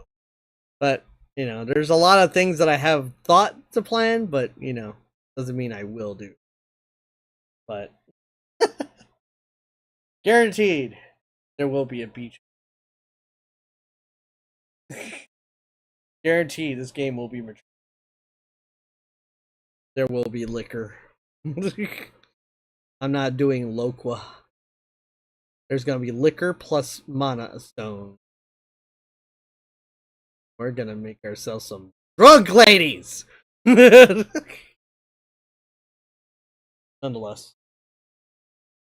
But yeah, so I gotta think about all that, do all that, make all that, and all that. What was I talking about before all this? Damn it, went off. I don't know. I went on a tangent. Always good to have dreams of what can be, though. Yeah, see, that's the point. You have to have dreams of what can be. Yes. And then if you do make the money, then the next game, we make the dreams come true. You know, that's what the hope is. That's the plan, the dreams, everything. That's right. Oh yeah, always get your bag. Exactly. Now, I'm not saying it's not gonna make money. I'm not saying I'm gonna make, you know, everything, but I want to make a really fun, entertaining, actiony, everything game. You know, it's a game that everybody would enjoy, and it's not trying to try to be something it's not. It's just good old fun exploring the world, learning about stuff, and being silly. And then with all the action stuff like an anime with the whole dramatic effect and, you know, saving the world kind of. Because who doesn't want to save? Right? Everybody loves. The real question is, does the male character, you know, or do we have, you know, sliders for special things on the male character and sliders for the female character? Those are the real questions. To be fair, a lot of games are afraid to just be video games. See, the problem with a lot of video games is that they want to impose some kind of thing in them. They want to send a message, right? And most of the time, it used to be in the good old days, the message used to be to have fun, to explore, to learn, to just do it. You know, just go burn that thing, kick that thing, beat that thing, save the princess. It was, you know, very normal things. Even if you wanted to be the bad guy, be the bad guy. You want to be the good guy, be the good guy. You want to explore every option and value, do it. Now it's like, oh, we're trying to put politics in games. Dude, this is Arcadia, not Earth. I'm not gonna put Earth politics in my world. What are you, nuts? Not to say that there won't be characters that are obviously, you know, that fit the molds of some things, but I'm not trying to shoehorn them in. They're there because I planned them there. I made them there. You know, if they're there, that's because I've already decided they'd be there, not because somebody told me they, or that I should have to put them in. You know, the game is going to be diverse. Like the game already, from as I built it, and these guys can attest, cover almost every culture of the earth, with the exception of like Africa, which I do have a resolution for that. But like they cover like every culture, like seriously. Like I cover all the Hispanic culture, I'll cover all the Asian culture, I cover all the, you know, European and Egyptian cultures. I carry even to like places where there is no culture at all. You know? So I'm not leaving anybody out. I'm putting it all in. Have a lot of fun. And there's gonna be memes galore. Dang it, Fishy, and your Skyrim meme. Fishy's gonna make me do Skyrim. If my game sells better than Skyrim, I'm gonna laugh. Then It's not gonna happen. Considering how many different versions of Skyrim there are, it's not gonna happen. No, I don't think anybody could beat Skyrim at this point. There's like how many versions of Skyrim now? Then you send them to the 6 moons. There's not 6 moons on mine. There's 1 moon, and there's 6 manas.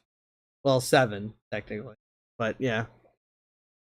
Nah, there's the 6 moons. I've torn that. There's no 6 moons. You missed out on that. Only 1 moon. So like, okay, so I'll describe it again. The planet holds the 6 mana.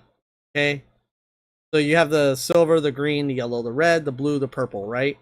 Those are all... Skyrim is that it's still only the 7th best-selling game. Oh my god. Of all time. So the 6 mana are on Arcadia. The 7th mana, which is the black mana, is literally the moon. And the 6 that are on Arcadia form to become pure mana. So it's literally pure mana against black mana. And that is what balances out Arcadia. And so, yeah. I changed that because I can't copycat. I'm trying not to copycat. I'm trying to be a spiritual successor, not a exact successor. You know what I mean? So I can't copycat. Even names, I had to change magic names. I had to change. That's no moon. No, you just can't see it very well. It's in the sky. You can't even see it. You can only see it in like one place on Arcadia. It's a space turtle. I know, right? You imagined a big space. Nah, but what is the number 1 game, by the way? You made me think of it. What is the number 1 selling game? It seems like it's Tetris at 520 million. Holy shit! Tetris is still the leader? It's been the second closest is Minecraft at 300 million. Yeah, Tetris has been the leader since Tetris existed. Sad. I think part of it is simply because of how accessible it is to everyone. Well, Tetris is like on everything. Like, if you think Skyrim's on everything, Tetris has been on everything, made multiple different versions of, and multiple different styles of. So, it's not a surprise. Man, imagine when the person who developed Tetris, he knew he had something golden, huh? Like, this game will be the best-selling game for over 40 years. Dude, it is... When did Tetris come out? Was 86? 87? When was... Kind of sucks that he was shafted since he was in old school Russia. Yeah, he was shafted hard. 1985. Oh. So it's been 20 years. Yeah. Or, sorry, 40 years. So, it is the 40th anniversary of Tetris. Yep. Holy shit, and it's still number 1. Damn. I knew I was close because it came before the Nintendo. But damn. Because they had a whole big deal to put it on the Game Boy. It was the biggest game on the Game Boy. For sure. It was the best selling game.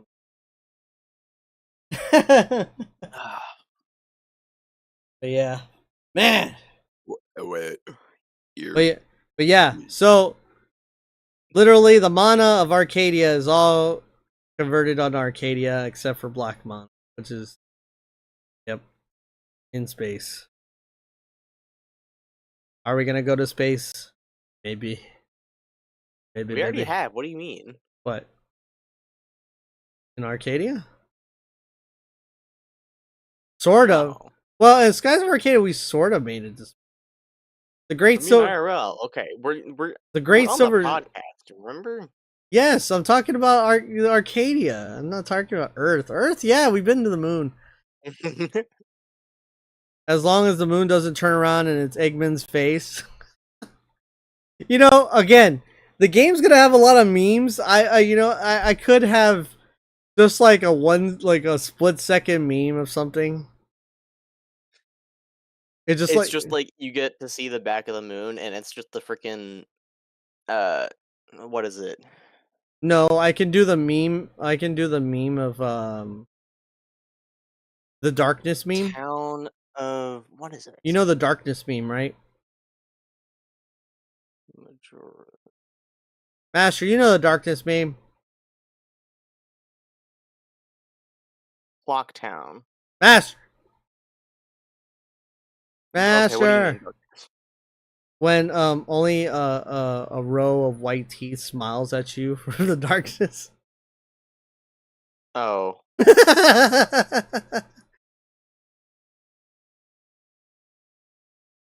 The moon just smiles back at you, and you're like, "Oh shit!" Why? No, I was thinking like it would be the Majora's Mask moon. The snack that smiles back. Master, you didn't hear nothing I said. The moon is a snack that smiles back. The moon is a snack that smiles back. Wyatt's back. Okay, Wyatt. You said it almost right. What do you mean? I literally said Wyatt. And nonetheless, What Vex- do you mean? Vex is the master of the uproar. Vex the lizard? Or is that Gex? That's Gex. Damn it. I heard Gex. Yeah, you remember Gex? We miss Yeah. Gex. But nonetheless, Bring it back. What do you mean I said it almost right? I'm messing with you! I'll mess with you. Steal your. Oh wait, no, you don't have those anymore. Shut up! Don't say it. Not on the podcast, man. I'm not even bothering editing these podcasts. I made them a podcast. I just let them leave them. If we say things, no, don't do that. Bad, fishy. Don't do, not on podcasts. Everywhere else, I don't care. But do they have a Encore TM? Why would I use Encore? Also, like, oh wait, yeah, I forgot about the Greece. I forgot that the Spartans. Athens. I've also been debating not to make them all human. So, I know like the Glacians are not human. They're like dwarven mages. Oh my god, they're all gonna be short. Let's go. They're gonna be funny. Imagine a society of people that have been completely sheltered away and they're not technologically advanced, magically advanced, and they're dwarven. I kind of like goes against the traditional idea of a dwarf. Yeah, that's Like usually they're not magically advanced. They're more so technologically advanced because of blacksmithing. I know. That is exactly why I did it. Screw what you think I will do. I will do what I want to do. I'm pretty sure I was the one who suggested dwarf, though, right? No. I think like you really agreed on it when it came up, though. Like you were really adamant to like, yes. Is it just a podcast with friends or just an open podcast? Well, it's a podcast pretty much with the group of people on the server that are friends and also guest YouTubers or guest like somebody like guest streamers of like some clout. And they don't have to have a lot. They have a ton of clout. Great. If they don't have a ton of clout, great. That reminds me, I gotta go talk to Blazion. I gotta go ping Blazion 100 billion times.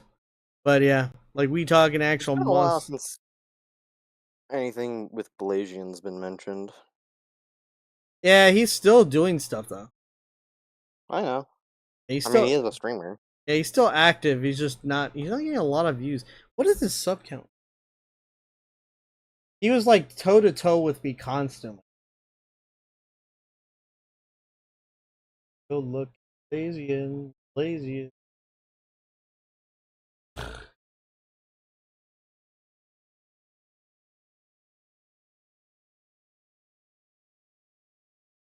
All right, that didn't help at all. I think it's like Blazian something. Gamer. Yeah. Yeah. Oh, 778. Yeah, so he's not that far off from me. I'm only at 803. Nonetheless, done We with need to sabotage him. dinner. No, we gotta get him like 1,000 more. He has 1,600 videos. Holy shit! Oh yeah, he's playing Repo. That makes sense. Like what? Making mean- toast. I mean, But- streaming Repo might actually be a decent idea. Butter and toast. What? Is it just a what? Not okay. Yeah, Repo, but I gotta get Repo. Was it like $10? Thought it was I think it's $10. like $10 or something. 43. Yeah, I've been seeing E-Man, Nice Dragon, and Smokey playing it like Yeah, it's $10. literally nonstop for like a week now.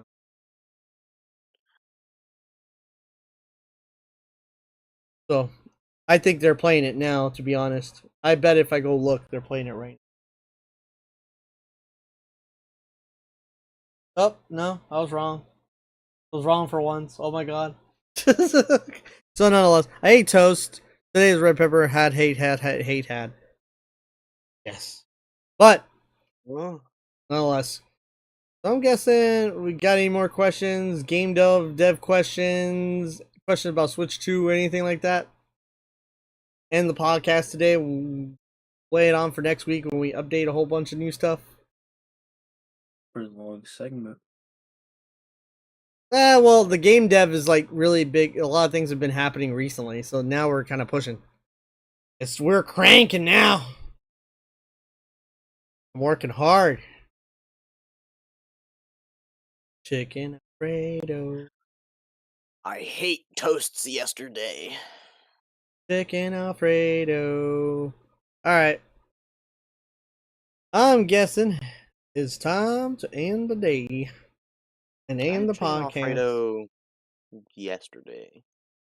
I don't hate toast. I know you don't.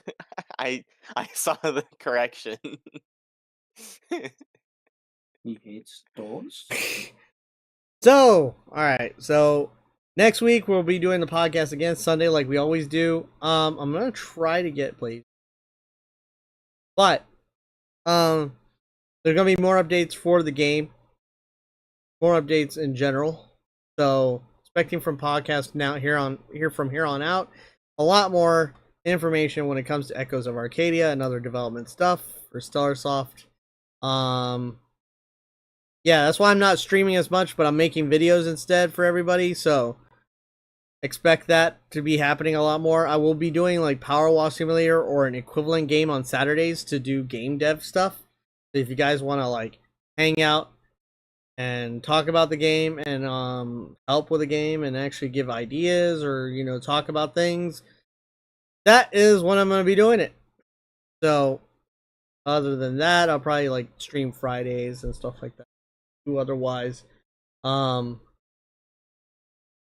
Oh yeah, my birthday is on the 26th at 6 p.m. I will stream, so I'm doing birthday stream. Happy birthday stream. So Happy birthday, Soul. It's your birthday. oh my right god, now. it's not my birthday. It's your birthday. It's my birthday. I can't believe it. It's your birthday. It's my birthday.